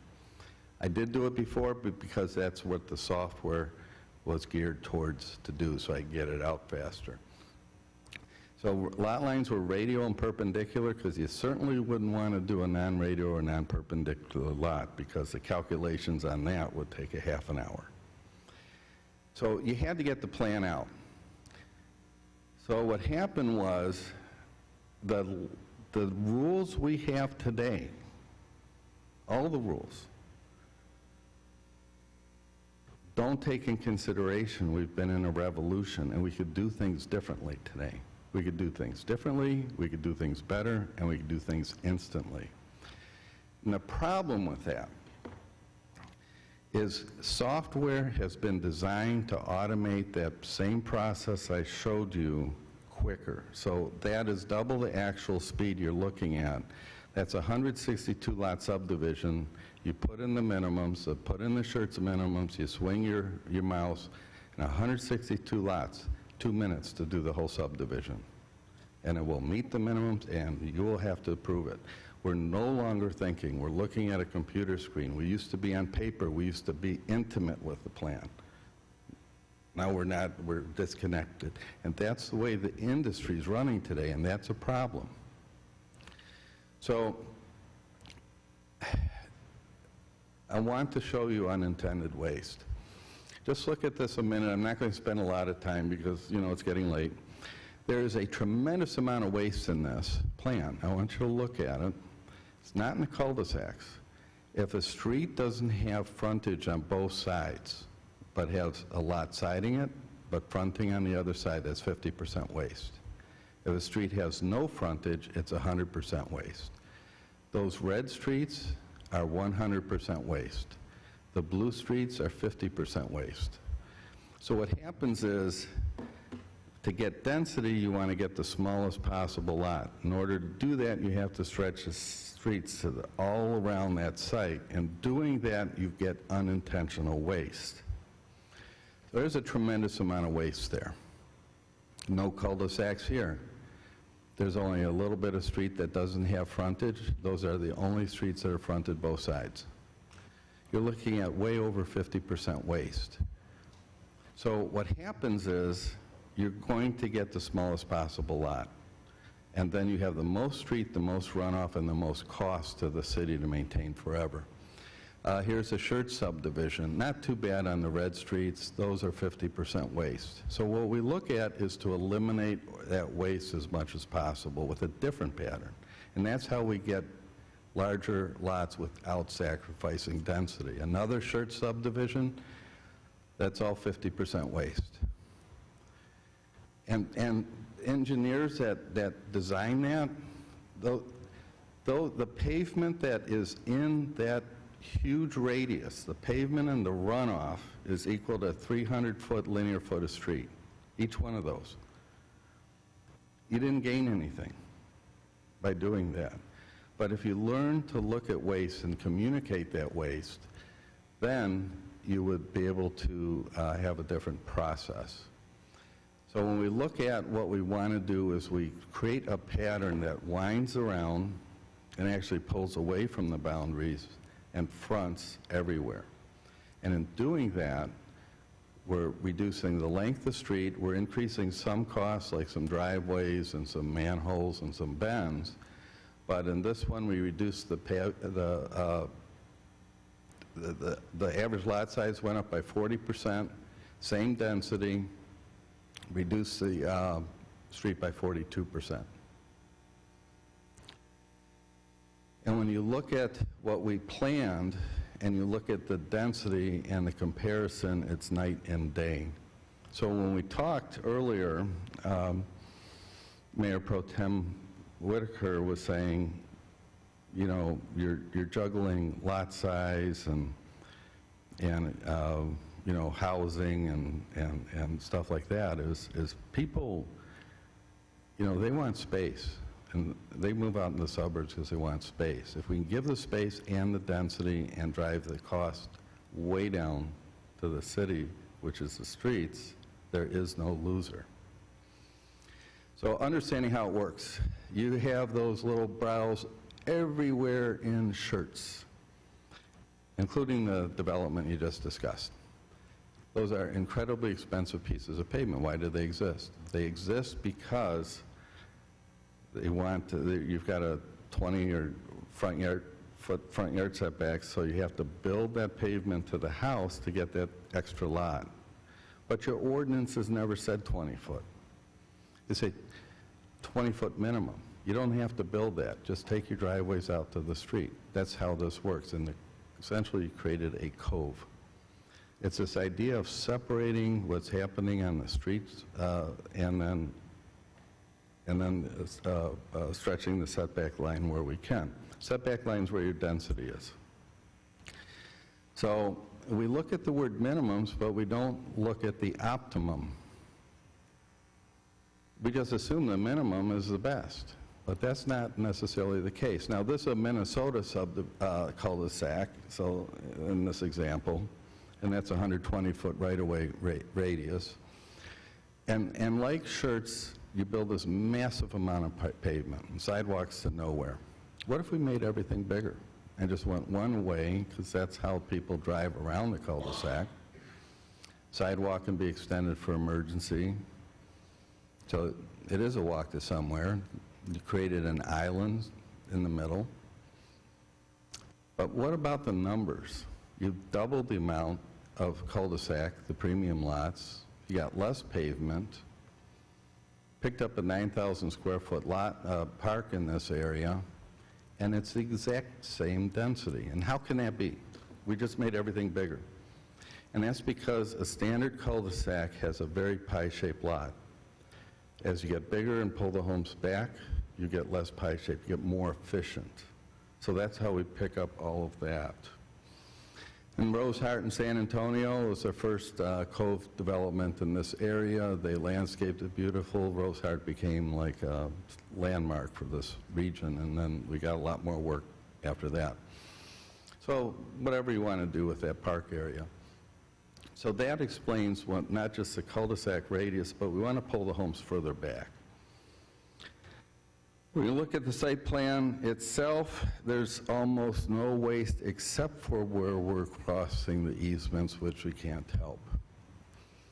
I have oversized cul-de-sacs. That's actually not really true because we're undersizing them for your 150 foot, but we're going one way, but we're oversizing them for the typical Texas city, which is 100-foot diameter. The Schertz is different, and whatever reason, you know, there must be a reason for that. Cove setbacks, that creates a park-like setting. It eliminates monotony. It also, when the home is set further back, it's going to look more elegant than right up on the street. And it's making up for, we can get over 100% efficiency on the streets, way over 100% in some of these developments. This one not, because we've got the easements going through it. Less street right-of-way means much larger average lot sizes. That's why we have a 9,000 square foot average lot, yet we're getting decent density. The plat itself, the geometric modeling 40 years ago, it would have been absolutely impossible to get this plat out. It would take years to calculate, and nobody could plat check it. But that's why we have this technology we have today. So the idea is to reduce the burden to the city, reduce the impervious surface, but increase the lot size. The main emphasis is to increase the lot size. When we look at the homes, and this is something that never was brought up but was planned into this, on the non-rectangular lots, when we look at those, we're using a constant angle where we can. And that way, the builder, if they choose, could make a wider home at the front or the rear, and you'll see the building pads that we put in there have that bump out. The builder can choose to actually make a wider home than would fit on a lot, because we are fanning those lots out. The sight distances, because of the angles, are much, much greater than a grid. So when you're looking out the window, you're going to actually seem like you're in much less density and much higher, greater open space. Now, I do caution, for example, this last PDD was a 55-foot lot, which seems like it's a big lot. But when you have 10-foot side yards, that's a 35-foot wide product. Two-car garage, you've got garage door and a front door. That's it. That's your streetscape. Because those side yards, I'm just cautioning against the side yards. I cleared it with a fire department. When I talked to them about getting 5 foot. The danger is going excessive side yards is you're going to sacrifice the streetscape and the home width. And that's my main concern. Because once you sacrifice your streetscape, so you wouldn't have a view out the front because there's no room to put a window to view out the front. The plans, we have a chart on it. That's the environmental density. That's essentially the impact of the plan on man-made elements within the site. That's accurate to 1/1,000,000th of a square foot. And those are the exact impacts. That is essentially the, like on your window sticker in your car, your miles per gallon, that shows you the efficiency of the design. So again, it's all new technology. We're looking at Wiederstein. I've been doing this. I have a software company since 1978. I've been planning since 1968. We have never, if the stuff that we had was dangerous, I'd have interrogatories, there'd be lawsuits. I have never been part of a lawsuit or an interrogatory. If, believe me, I would never design anything unsafe. And one of the key aspects of Wiederstein, it's not going anywhere to the west, and there's some safety concerns. I could tell you there's no such thing as a safe street. It does not exist. And there was like, you have to pay attention when you're going around the curves. That's the idea. Okay? A straight street, you could be drinking your coffee, your phone rings, and your, whatever you do, we're human beings. You are going to pay attention when you hit that development. And that's a key point. We added the turnarounds. We've been doing that for quite a while. It's a very low traffic collector because it's never going to go, too far west of there because it'll dead end. And that street, we went down it today. I can't imagine a lot of people going down that street. We added the alleys. Yeah, alleys could be dangerous, but those reports are in neighborhoods that are dangerous. So, I live in a neighborhood, I don't have an alley, but half the homes do, and it's not a low-end neighborhood, and I don't know of any problems. And those are closed alleys. I intentionally put the widest lots on the Wiedersteen. 2 reasons. I want Wiedersteen to look upper end. I want it to look as upper end as possible because that's our front door. Put the biggest homes on Wiedersteen and less driveways. But the main thing was put less homes on Wiedersteen. So this is the one in Corpus Christi. That collector will have a lot of traffic. That's going to be going west for miles. Yet it stops, and it's never going to go further east. City declassified that collector, even though it's 80-foot right-of-way and 48-foot pavement, so we could front it, because they realize the traffic is never going to be high traffic. So what we wanted to do, instead of having this typical suburban development where homes rear the collector streets, and then you have, like the one woman complained this morning, of the noises of the road out of her bedroom, which is very typical. We want homes to front. There's not going to be a master bedroom in the front of the home. The garage is a great, well, there might be a master bedroom on the ones with the alleys. But we wanted that impact to just, wow. And that'll be like that, as long as this development is up. We want to make it as attractive and as efficient as possible. We don't front Wiedersteen. We're going to be building a whole lot more road to get the same number of units. And I could run simulations anywhere on this. When we start going to the south, that long cul-de-sac, we had no other choice. There's no way to serve that, but we do have the emergency access off of that, so technically we meet the 500-foot length, because that's for emergency access, but we'll have the loop. So this is fairly well thought out. Again, those are 50-foot wide lots. The homes are going to take on much different character, the rear to rear, front to front. Rectangular lots, we're going to give a little bit more side yard, but most of these homes have huge side yards. Again, it's at the pinch point. And when you look at these developments, I'm hired for one reason, and that is the people who are living in that subdivision. That's all I care about. When I lay these out, I'm going to imagine every home, I'm in that home as much as I can. Why did I buy that home? That home's going to resell and resell. And these neighborhoods go in and they change the marketplace. The more that we can move forward and offer something better, like everything else in life, a better product encourages the competition to come up with a better product. So I just wanted to share those thoughts. We're just trying to do something that's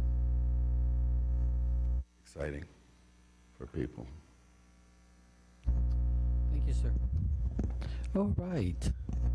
Council, floor is open for discussion. Somebody's...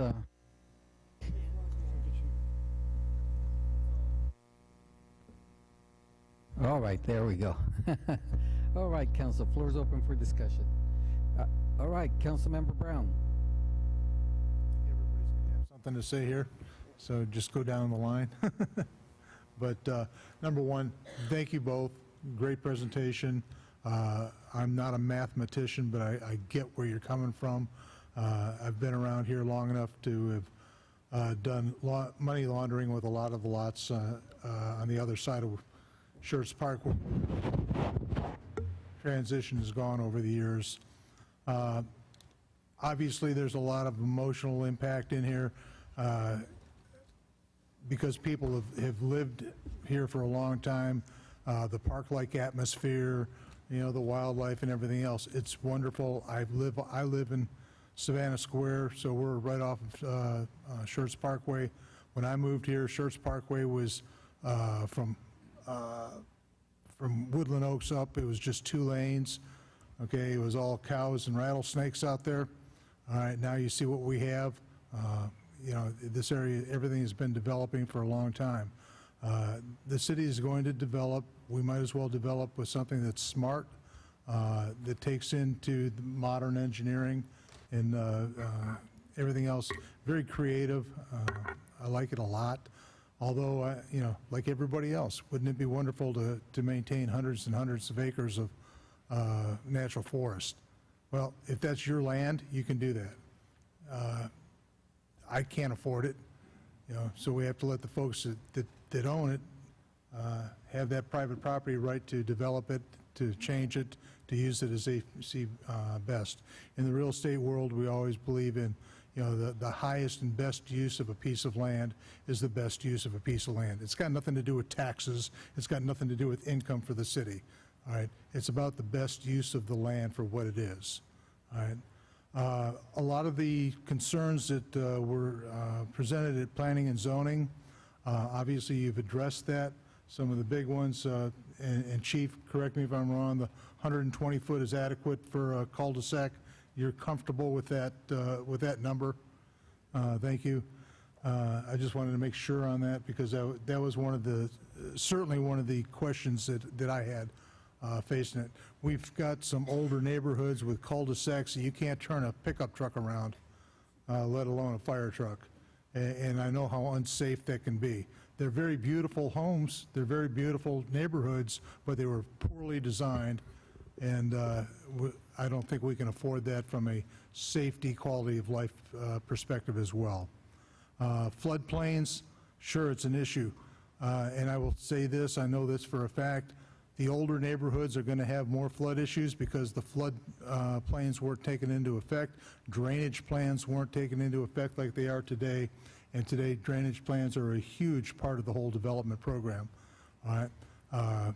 And you're not going to see puddles like you see in some of the older neighborhoods. You're not going to see floodways like you see in the old neighborhoods. I heard the one lady talk about Randolph and Main Street. Sure, that's a perfect example of a poorly designed drainage plan. All right, whereas you go into the newer neighborhoods, the streets, the drainage, culverts and everything else, they're designed to keep your roads safe, to keep your houses safe, things like that.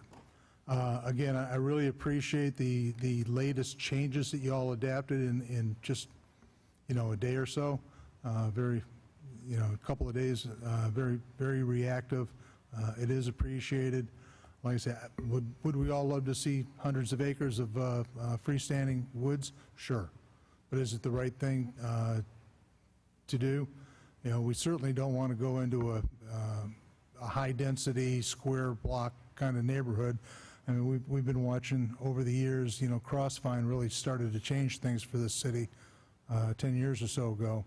Then we've got Homestead, we've got some others that are incorporating the curved streets, large cul-de-sacs. People enjoy living there, get nice things. And the tree mitigation, let me just say this real quick, the preservation, I think, is just as important as anything. And I know how heavily wooded that area is, but by preserving what you can, 50% of what's there, or 25% of what's there on some lots, 10% of what's there in some areas, is going to be much more beneficial than trying to say, oh, well, let's charge them for this and put up little 3-inch skinny trees somewhere where we don't need them.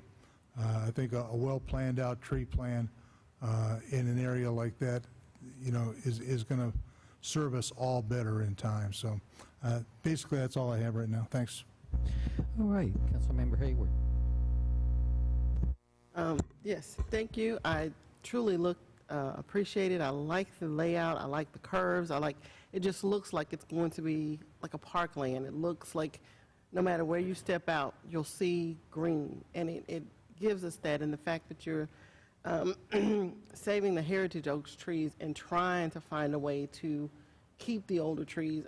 I know for me growing up, having large oak trees on a property is just, it's amazing. I am still in a neighborhood which was developed a few years ago, and I still got the little teeny trees, and some of the houses have the large trees, and I go, man, I wish I had that tree in my yard, but I don't. I have to wait some more years. I also, you know, concerns of people in the wildlife. If we all have to stop and think about it. Before our neighborhoods were developed, it was wildlife. It was wildlife living in Belmont Park before Belmont Park was there. It was wildlife before the city of Schertz ever got, you know, before it ever got developed. I mean, we've all have seen some growth. We all want to keep Schertz the way it is, but we have to look at the fact that Schertz is going to grow. We're in a spot where Schertz is the ultimate neighborhood that a lot of people are looking for. We have the school district. We're our prime location of where we are located on the I-35 corridor. I mean, it's just, it's a place, and this gives us something different. It gives us something different that people can come to, and gives us different kinds of housing stock that we've never seen before. We haven't had this. And the price point, at first I was thinking the price point was going to be a little bit lower, and it was going to be a good way for transition, but it looks like it's just going to be a premium home with, you know, just the amenity, the bike trails, the little parks, the islands that you could probably walk out with your kids and have a picnic, or your spouse and have a picnic. I think it's great. I think it gives us something to try to see if it's something that gets developed a little more in the city, because we all have the same kind of neighborhoods. You either have the grid pattern or you have a few curved streets. This gives you all of it, and I think it looks like it will cut down on what we're all looking at as density. It's density, but it doesn't look like it'll be dense, and I truly appreciate it, and I think it's something Schertz needs to try. Councilmember Scagliola.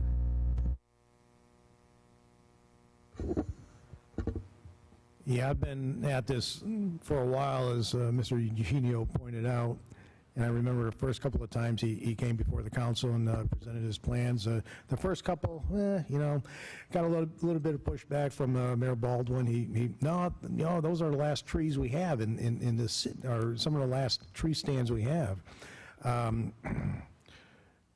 Be cost prohibitive to cut down all those trees and put a subdivision in there, and besides that, people love those trees. So I've been at this for a while. Every time you've come before the city council, I thought you had a better and better improved plan. I really liked the one last one you brought to us. That was about 6 years ago or so. I thought that one with just a little bit of tweaking, man, that could have done it, and we wouldn't have had to sit here tonight listening to a developer. But then again, it was wonderful. Thank you very much. I learned. I'm a mathematician, and I learned something about radials and things like that. So, thank you very much.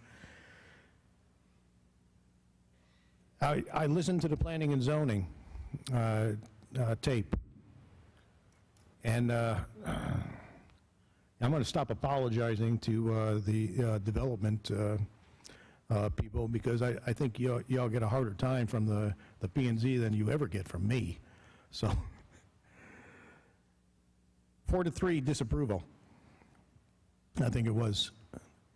And then, hold on. It was 4-3 disapproval. And then they says, oh no, we need to send a recommendation of approval to the city council. So do I hear a motion for approval to the city council? And I think then it was 6-1 against sending that approval. So that sent a message. I thought Commissioner Outlaw did an exceptional job conducting that meeting. He hit so many points that really resonated with me. The biggest problem I have with this is the Biederstein Road. And I think it is pronounced Biederstein, by the way. It's, Bieder means wide, Stein is a rock, so Wide Rock Road, if you will. Anyway, don't like the way it loops. It's, the radius there is, you know, you say, well, people have to pay attention. Well, the problem is people don't pay attention. And that's why accidents happen on loops like that. The other problem is with people trying to back up into a busy street. There's a collector. And I think it probably will get more traffic once it's developed. It shouldn't be backing up onto a collector. Says, oh, well, we fixed that with the T in the driveway. No, you didn't fix it with the T in the driveway. Because if there's somebody blocking the T, you ain't turning around, you're backing up. It's human nature, it's gonna happen. I don't know a whole lot, but I do know about people and certain aspects of I know what I do in my own backyard. I agree the 42 feet road requirement, that's grossly excessive, especially going into a 28-foot bridge. Yeah, there's wiggle room there. There definitely is. Second point I had was with the 5-foot setback. You know, okay, I would probably never approve another subdivision with a 5-foot setback based on the conversation that took place in the P&Z. 5-foot setbacks are okay according to the fire marshal, provided you have fireproofing on the other sides there. But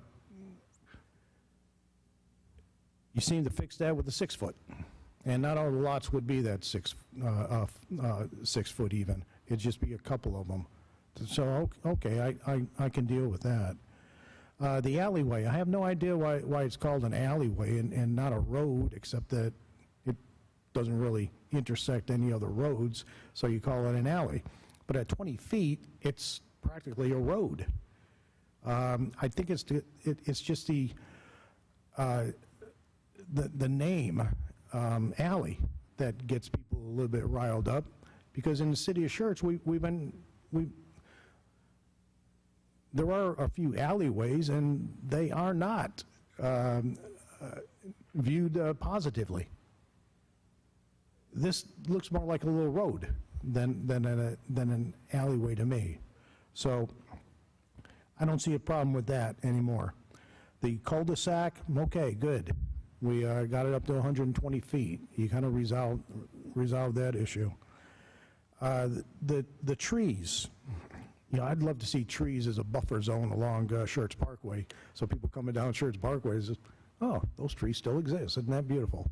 I don't know what your plans are along there, whether you're going to keep them or anything, but that's me, okay, aesthetics. The drainage, I know that city bought a lot of those, or a number of those properties when they put the bridge in order to take care of the drainage going downstream. The problem is, hey, yeah, okay, there might be a little bit more, but that's on the city. That's not really on you. And the city needs to actually take responsibility, I think, for a lot of those issues further downstream. Yeah, the mayor was talking about an either-or situation. It's either this or something a heck of a lot worse. Well, I don't do either-ors very well. Instead of an or, I prefer an and. I think we can have this and make it acceptable to most people in the city. It's a good plan. It really is. I really like it. And I've known Mr. Eugenio for a long time, you know, and that's the other reason I don't believe it's an either-or thing. He's been working on this for a long time. I believe he's an honorable man. He wants to do what's right for the city. It was mentioned that he's not a resident of Schertz, but my goodness, he's been to the city council more times than most residents of this city, and I firmly believe he has a best interest of Schertz in mind. I would very much like to see that Wiederstein Road redesigned. We seem to have resolved all the other issues that came up at the planning and zoning meeting, except for that. And there's a couple of really serious concerns that I have with that, with the routing there.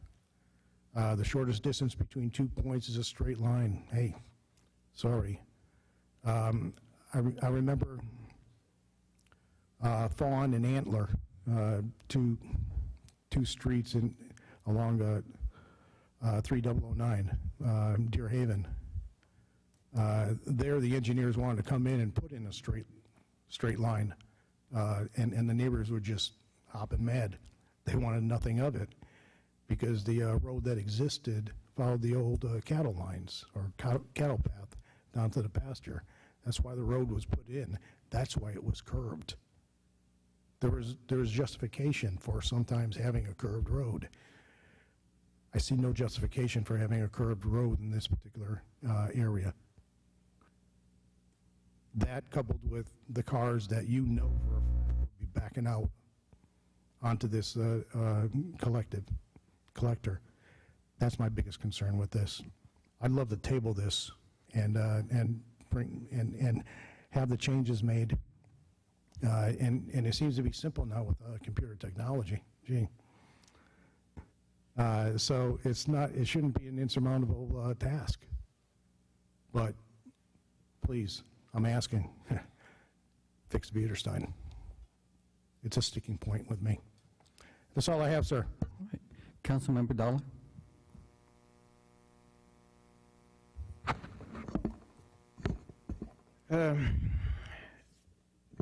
A lot of comments on this one. Let me start with, a 20-year project going on for this many years definitely requires a tremendous amount of commitment. But working on something for 20 years doesn't guarantee that we should approve it just because it's been a project for 20 years. I watched the planning and zoning meeting on tape, and I do appreciate the changes that Tony and his team have brought forward. Just random comments. With the undeveloped green space, that the residents mentioned, this is Texas, this is private property.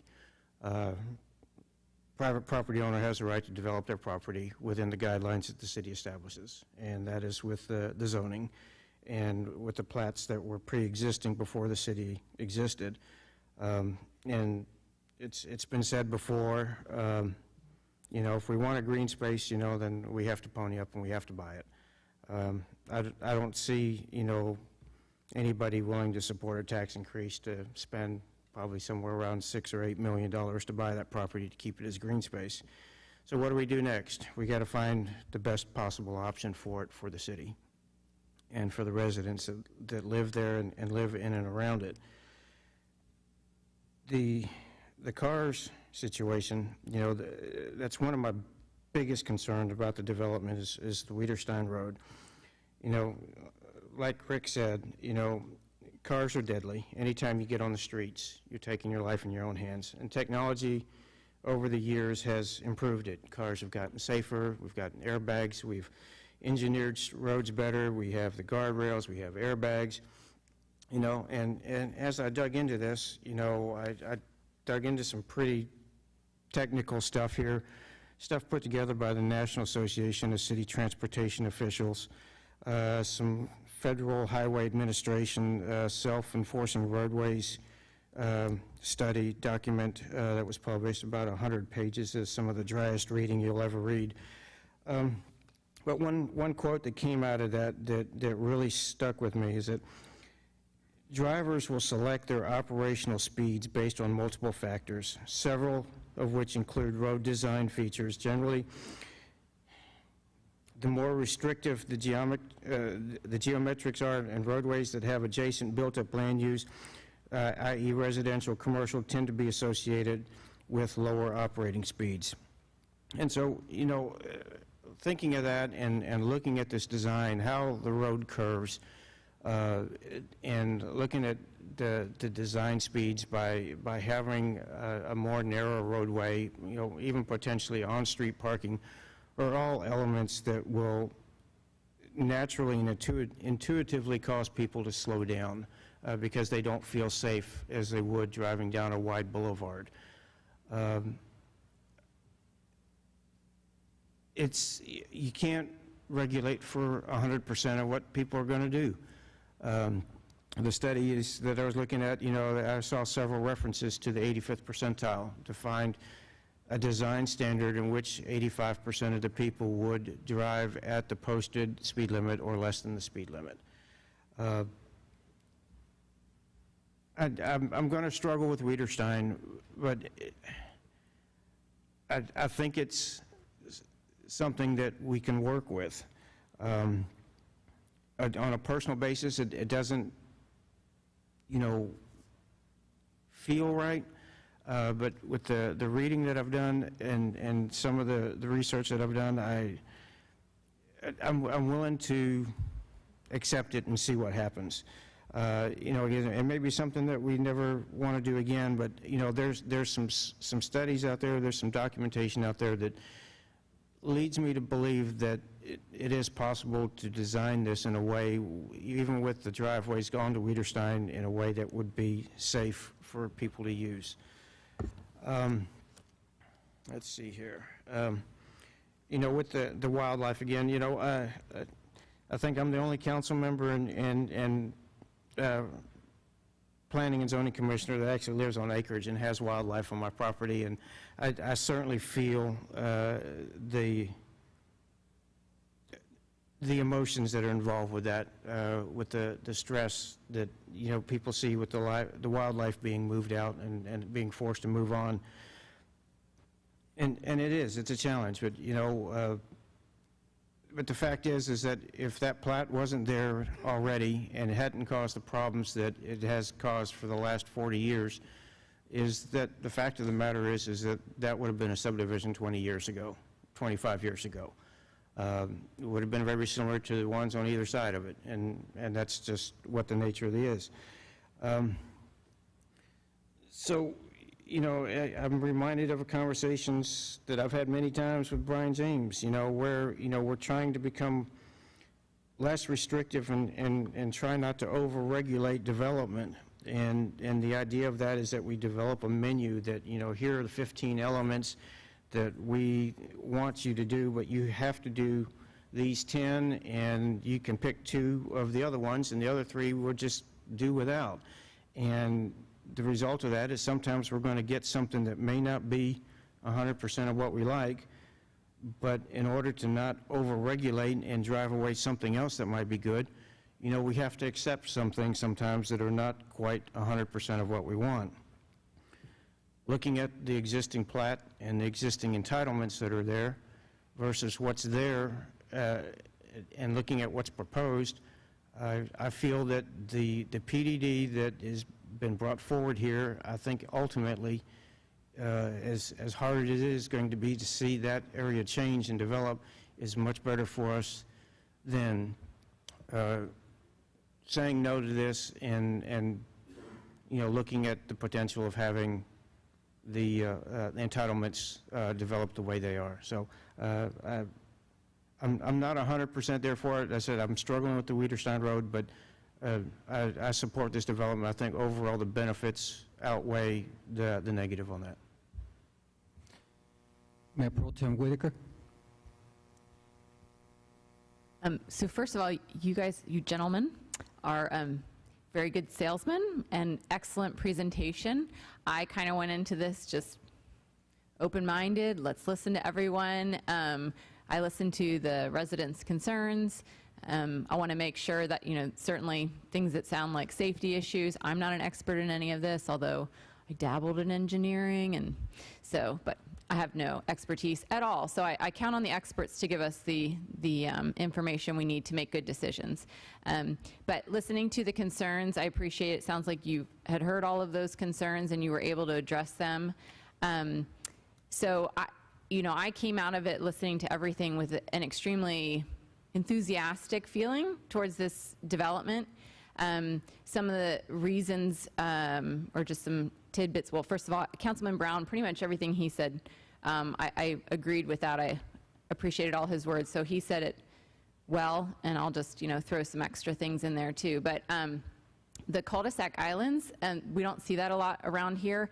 I did years ago live in a community that was on a cul-de-sac street with a little island at the end. I loved it. We just, it was one way, you go around, and the kids could kind of goof around on the tree and the island, and it just, it added extra green space and a tree in the middle of the street. So it was kind of nice aesthetically.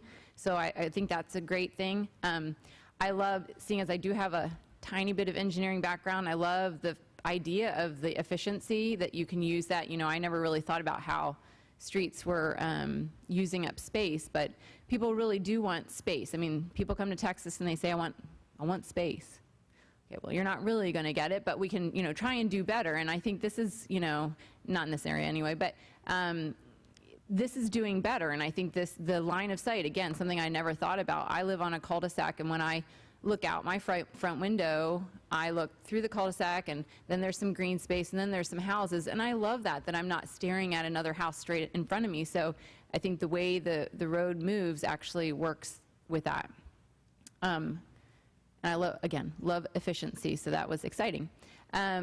Rose, you mentioned the neighborhood Roseheart in San Antonio. That was exciting because I love that community, and even years ago when the housing market wasn't as crazy as it is right now, houses in there move very quickly. It's unique. It's not like many other neighborhoods, and it's very interesting to know that you developed that or designed that. So I think if it's going to look like that, that's going to be great. I actually really like the idea of Wiederstein being curvy. The idea that people are using it as a little shortcut if they don't want to be on 35, if there's traffic and stuff. If it's going to be developed, and let's say it's the houses back up to the main road, we're going to have that speeding, like the resident mentioned earlier, how she backs up to, what was the road she said? Oh, Wiederstein, yeah. And that's the nature of a straight road, is people can, even though the posted speed limit says whatever, 35 or 40, they're going to go however comfortable they feel. I think the winding road with a nice, nice high-end or higher-end residential feel to it is actually going to stop people from, shortcutting through that. Or if they do, like we talked about, I think it lends itself to slowing down and paying more attention versus a straight-through road where they feel they actually have this false sense of security, can go faster than the speed limit, and that can cause more problems. So I actually really like the design, and the design of it being curvy is critical to the whole design of the neighborhood. So if you make it straight again, it's not the same neighborhood, and it loses so much of the benefits that you are offered here. The whole 5-foot setback conversation, we've had that a couple of times. I live in a community that has 5-foot setbacks. Sometimes the houses feel squishy, but where the roads are wide, the ones that feel the squishiest, if that's the word, are on the long, straight streets. In this design, you have a little bit of that on the southern side of it, but the majority of these are all on winding areas, and it's not going to have that feel, and the houses set back further. I think that's a great idea to make it feel more open. So I'm kind of getting, I shouldn't say this out loud, but I'm getting a little bit more comfortable with the closer setbacks, and I do agree, when you've got a cul-de-sac or windy roads, it's only at that front point. It's not like they're all lined up right next to each other. It's going to be at the closest point, and then it'll get wider. So with the design, I think it kind of works. And I think that's, people like to talk about the crossvine being this, really highlight of our community, and we've talked about that before. It has 5-foot setbacks there, so it hasn't stopped people from really enjoying that community. It's highly desirable, so I don't think that, especially with the way the design is, I think that's why it works, is because of the curving of the roads. And then the last thing, one of the concerns was the noise or the aesthetics of the GVC, the station there. That's really only going to affect the people that buy houses that back up to that, and they have the choice. They don't have to buy that house. People will choose to do it. There are houses that back up to stations, and developments and things like that, they're not as in demand, but it doesn't mean that, somebody's not going to want it because they want to be in that community. So I understand that it's not ideal, but if you're not the person buying the house, it shouldn't really affect you. It's not going to affect the value of the homes in the rest of the community. So anyway, I'm enthusiastically supportive of this design. I appreciate that you listened to some of the concerns, and I look forward to seeing it come to fruition. Councilmember Scott. Yeah, a quick question. How, when you were going through the presentation and you were saying that I forgot how many you said that there were, but there had to be at least 20% to do a supermajority, and I counted 43 here. I thought you said 60. I wrote it down. How many respondents did you get back? Responses, pardon me. So the 20% is only the properties that are truly within the 200-foot legal notice. So that's these properties identified here in red. Yeah. So we did not meet that 20% threshold. We're at 18.7% of the properties actually in the 200-foot legal notice buffer provided a response event. So we got a lot of responses from people outside of that buffer, apparently, correct?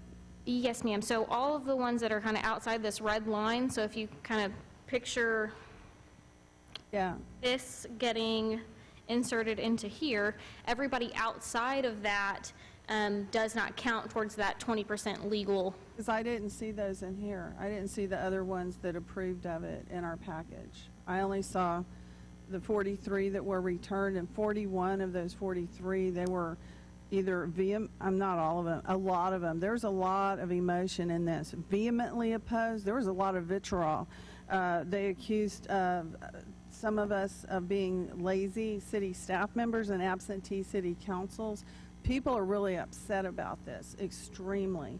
And so I didn't know that going into this, that the statistics that I have are not the ones that I saw here tonight. Yeah, and this can be confusing, and sometimes I think we talk about it. I know I often have to catch myself how we explain it. Yeah, I just want the Reader's Digest version. It's Yes, ma'am. very late, and just like cut to the chase, please, sir. No Fair enough. disrespect intended. No, I promise. none taken. It's the provision is it has to be the owners of 20% of the property within the notice area. So it's not the number of owners, it's how much of the property in the notice area do those owners come out in opposition of. And so that's why you may have a large number of owners, but they don't own enough of the land in that notice area to exceed the 20%. Okay. Thank you for letting me know, because I came into this meeting tonight with the misapprehension that 96% of the people that were notified opposed it. And in fact, that doesn't discount as an emotional issue. I want to give validity to that. I was going to read the rest of Dr. Willman's letter, but I think we've covered all that, but it was fantastic. Thank you. All righty. Thank you, ma'am. I feel very conflicted because I saw on paper, you can't tell on paper what something's going to look like, but I could see this is pretty good looking. And I hadn't seen anything like this cross my plate before.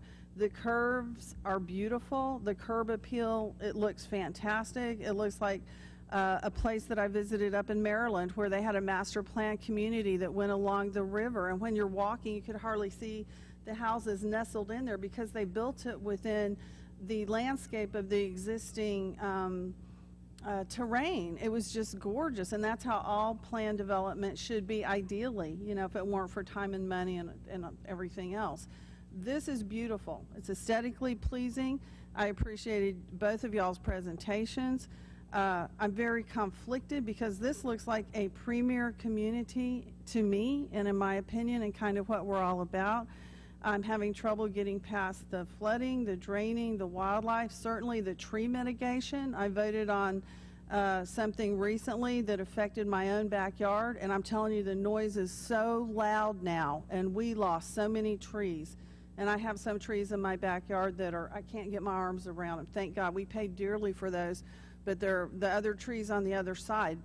3009's just like a train coming by now, and it matters to the quality of life. And so But I want you to know that in spite of all of the challenges and everything, I think y'all have done a fantastic job. I'd like to see you in our community more with some of the other developments. I think would be a slam dunk that they're like this. I mean, man, good job, guys. It was. I don't want to turn my back on the citizens. I feel like y'all have very real and legitimate concerns. I didn't realize about the flooding affecting that area. We built our house that year in 1998. So we came over the next day, and thank God it was still standing. You know, we moved in a few weeks later, but that was on a higher piece of land than that down there. So flooding matters, and green space matters, and our citizens' voices matter. So, but good job, guys. Thank you. Councilmember Davis. Yeah, first of all, thanks to all the residents that came out to express your opinion on this. I know there's a lot of concern, but I think it's been a learning experience, not only for council, but for a lot of the residents. The reality of it is, this is a platted land, piece of property that's zoned residential. So at some point, it's going to get developed. The question is how. I'll probably hate to taste these words later, but I got to agree with Councilman Scagliola. I don't do it a lot, but every now and then. To Mr. Eugenio, this is a very impressive design compared to what it was on the original plat. Your team has done a great job. I'm very impressed with a lot of the things in the PDD. I started out on Parks and Rec, and I used to be a very big proponent of the tree mitigation program in the city of Schertz. And as I've gotten older and wiser, and the last time I said that, Brian James laughed for about 20 minutes. But as I've gotten older and wiser, I've realized that, or I've come to the impression that our tree mitigation measures in the city are probably a little bit out of sync. They are vastly tilted against anybody that owns wooded property, whether it's a large piece like this or whether it's a small, half-acre lot. We overly, from my experience now in council, we overly penalize somebody that's got a wooded lot and make it a lot more difficult for them. And as I've spent more time on council, I've realized that, as a property owner, you should be able to have some flexibility within reason to develop your property. And I think you've done an exceptional effort with trying to preserve as many of the important trees as possible. When you look at this area down there, it's an overgrown wooded collection of trees and scrub and everything else, and I think cleaning it up reduces the other complaints that we get if it doesn't develop, and that's the constant dumping and trash collection and everything else down there that ultimately the city has to deal with. So I think the plan is good, and I appreciate all your efforts with the tree mitigation. Having said that, I've also spent a lot of time before I sat up here on the TSAC, the Traffic and Safety Commission. And while I learned something tonight that I really appreciate, and I've never even thought about houses fronting something like Wiederstein and the appearance and the presentation that would give for the city. I think that's a great idea. I have serious concerns about Wiederstein. I have to respectfully disagree with your comment that it's a collector road that doesn't get a lot of traffic. It does not get a lot of traffic because it's a minefield right now. The reality of it is people try to avoid it because they probably want to save wear and tear on their vehicle right now as it sits. But on one side, on the lower side, you've got Kensington Ranch, and when something is done with Wiederstein, to include putting in these 200 and some houses, or potentially 200 and some houses, the traffic volume on that road is going to go up considerably. There's no doubt in my mind about it. Folks down in Kensington Ranch are going to go straight up that road to get right to 3009. I don't have a problem with the curving of Wiederstein. During all my years on TSAC, our biggest problem was developers would come in and build these long straight roads, and then after the houses are built and everybody moves in there, they're down there yelling at TSAC or yelling at the city to put in speed bumps because people are going too fast. And over the years, we've learned that putting in these curved roads is a great benefit. Even on that small cul-de-sac that you've got on the northeast side, even that's not a straight line. It's got a slight curve to it. But the reality of it is, and as you mentioned, drivers don't pay attention. So I'm okay with the curve because it's a natural way to slow down traffic to a point. My concern is there's approximately 23 houses with driveways that enter onto Wiederstein. And that coupled with the curve, and I deal with risk now in my primary job. I've been doing it for about the past, 10 years or so. Improving the road is going to put more traffic on it. You've got inattentive drivers, and you've got about 23 houses with driveways that are going to come out onto that road. And because it's curved, now they've got limited sight distances. It's not like you're coming out onto a straight Wiederstein and you can see what's coming at you. You've got the potential of now coming out of one of those houses and someone's coming around the bend. And coupled with that in the PDD, we talk about having on-street parking on Wiederstein. So now we've got reduced visibility because of the curve in the road, plus the potential for reduced visibility because of cars are parked along that road on one side or the other, and then inattentive drivers. And to me, that is a serious issue. How many times have we had somebody hit a light pole on Schertz Parkway where it's a straightaway? I live, like Commissioner Carpenter, I live in Carolina North. And we've had somebody veer off the straight road and hit our wall of our housing development and take out a giant stone wall. I mean, so they're out there, they're on their phones, I see them all the time, they're drinking their coffee, they're eating a sandwich, they're doing something, but not paying attention to the road. To me, the curve in the road, I think, helps, but it's not going to help if people are backing out or driving straight out into that road. I think we're creating a risk situation that is going to be problematic in the long run. To me, I don't have a problem with the alleyway concept. We do have other alleys in Schertz. A lot of them are those utility alleys like in Old Schertz between rows of homes. This, I think, is less problematic from a traffic support or crime aspect. This is an alley that's going back to the houses. It's probably going to be lit up. People's driveways are right there. They typically have lights on the outside of their outside of their garage anyway, so it's probably going to be pretty well lit up. I don't think it's going to be a crime issue. I kind of like the alleyway concept. I wish there'd be a way to have the houses on the other side of Wiederstein, front Wiederstein, and have an alley behind them as well, so that they're not, in fact, driving straight out or backing out on the Wiederstein.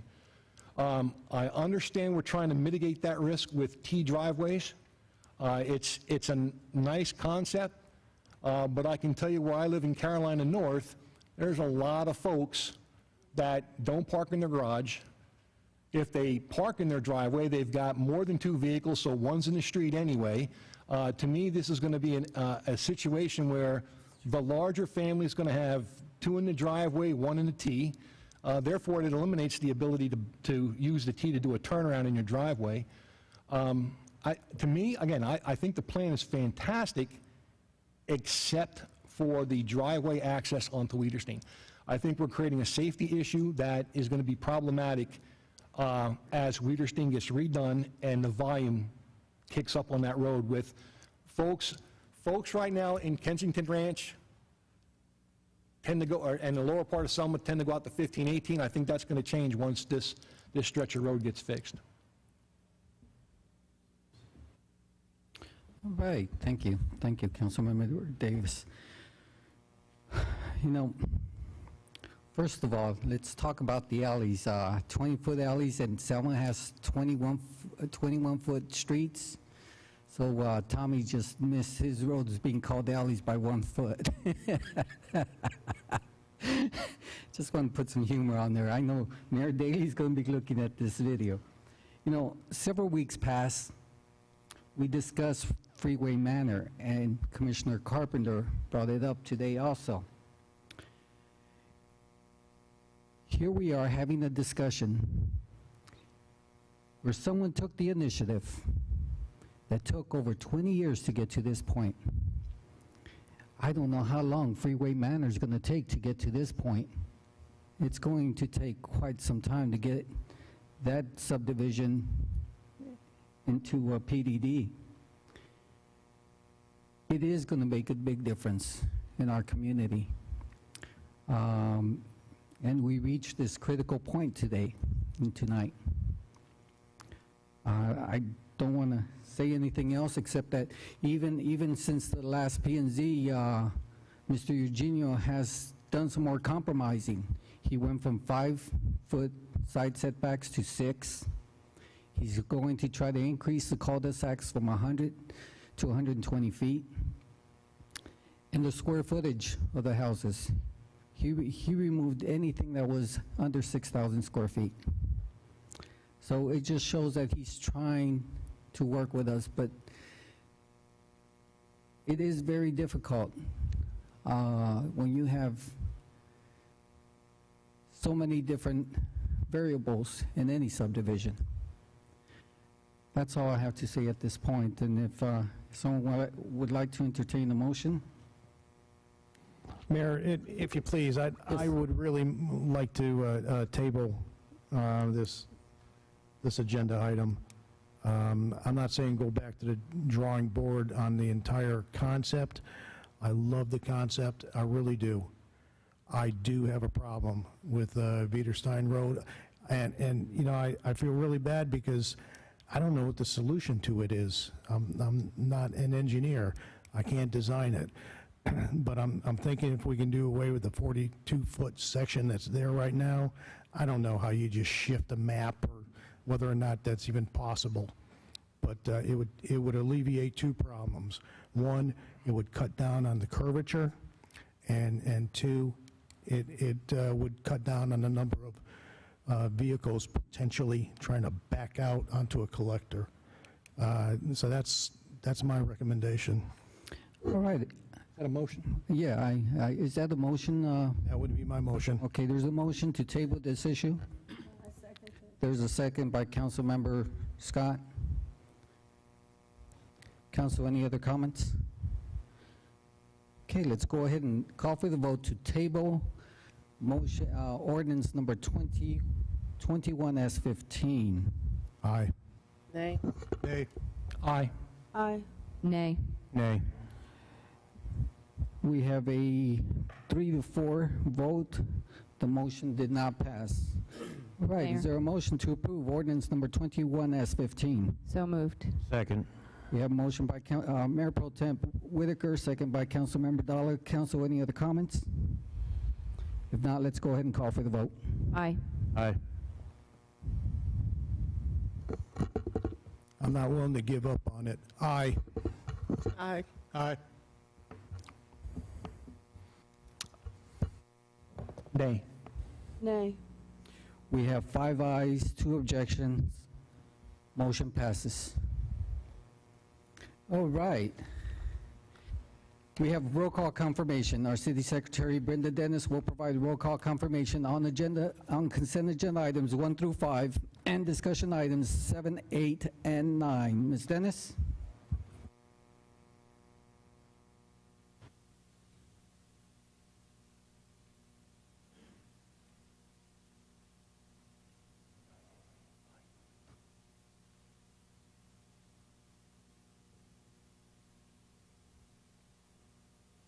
Consent agenda items 1 through 5. A motion was made by Councilmember Davis, seconded by Councilmember Dalla. Mayor Pro Tem Whitaker, Councilmembers Davis, Scott, Dalla, Scagliola, Hayward, Brown voted yes. No one voted no. Motion passed. Item number 6 was tabled. Item number 7, ordinance number 21A at 13 on first reading. A motion was made by Councilmember Dalla, seconded by Councilmember Brown. Mayor Pro Tem Whitaker, Councilmembers Davis, Scott, Dalla, Scagliola, Hayward, Brown voted yes. No one voted no. Motion passed. Item number 8, ordinance number 21S14 on first reading. Motion was made by Councilmember Hayward, seconded by Councilmember Brown. Mayor Pro Tem Whitaker, Councilmembers Davis, Dalla, Scagliola, Hayward, Brown voted yes. Councilmember Scott voted no. Motion passed. All right, the first motion on item 9 was, motion was made by Councilmember Scagliola, seconded by Councilmember Scott to table. Didn't get all the, who voted what, but it was a 3-4, which the motion failed. Yes, the vote was Councilmember Scagliola, Councilmember Scott, and Councilmember Davis voted to table. So it was Scott, Davis, and Scagliola, and then the rest voted, Voted no, nay. okay, right, I will do. The motion did not pass. Thank you, okay. That helps me. I'm sorry, y'all did it really fast. I think that's right. So the motion was 3-4, so it failed. And I got those vote, correct those. Second motion was made by Mayor Pro Tem Whitaker, seconded by Councilmember Dalla to approve ordinance number 21S15 on first reading. Mayor Pro Tem Whitaker, Councilmembers Dalla, Scagliola, Hayward, Brown voted yes. Councilmember Davis, Councilmember Scott voted no. Motion passed. Is that correct? Okay. All right, thank you, Ms. Dennis. All right, item number 10 is the COVID-19 update. The information packets were provided to council, available at our website, schertz.com. We'll move on to further announcements by our city manager, Dr. Brown. I had nothing further. Okay, council, any updates or information requested from staff? Council, any items you'd like to see? Mayor, Yes, one I'm second. sorry. Yeah, I was interested in the COVID payments that are coming to the city, and I was wondering about the hazardous duty pay for our first responders. I don't want to make an agenda item out of it, but I would like information on how that money is planned to be dispersed. If we're referring to the American Relief Act, I think we have a workshop scheduled in June on how the council is going to proceed with those. Is that what that's going to be about? Okay, fine. Yes, Thank we have you. that, Mayor, we do, yes, we have that scheduled for the 17th. You all received a new invite? Yes, the 17th of June. June. Okay. And once again, that will be an agenda item specifically. No, it's a workshop. It's a Special workshop. Okay. Council, any possible items you'd like to place on the future agenda item? Yes. As Councilman Scagliola mentioned, and actually Mayor Pro Tem Whitaker leaned on that a little bit too during our discussions, I think it's probably a good point we look at having some kind of workshop about PDDs, and let's see if maybe we can find some definitions for staff to kind of give them some guidance on what it is we want to see in a PDD, what's important to us, what's not so important, kind of thing. It'll probably make it process a little easier for staff. And Definitely, yes, it is something that that's the only thing that's going to place us in alignment with planning and zoning is setting up the PDD standards. I will get with Dr. Brown and see what we can arrange there. Okay? Yeah, Mayor? Yes. There's 4 things I'd like to look at specifically. One would be the proportion of densities or percentages. The other thing is side yard setbacks. Another thing is minimum driveway lengths. I'd also like to talk about mailbox locations. And square footage, I believe also was something lot sizes. I think they go together. Okay. All right, we'll have to address those 4 issues. Okay.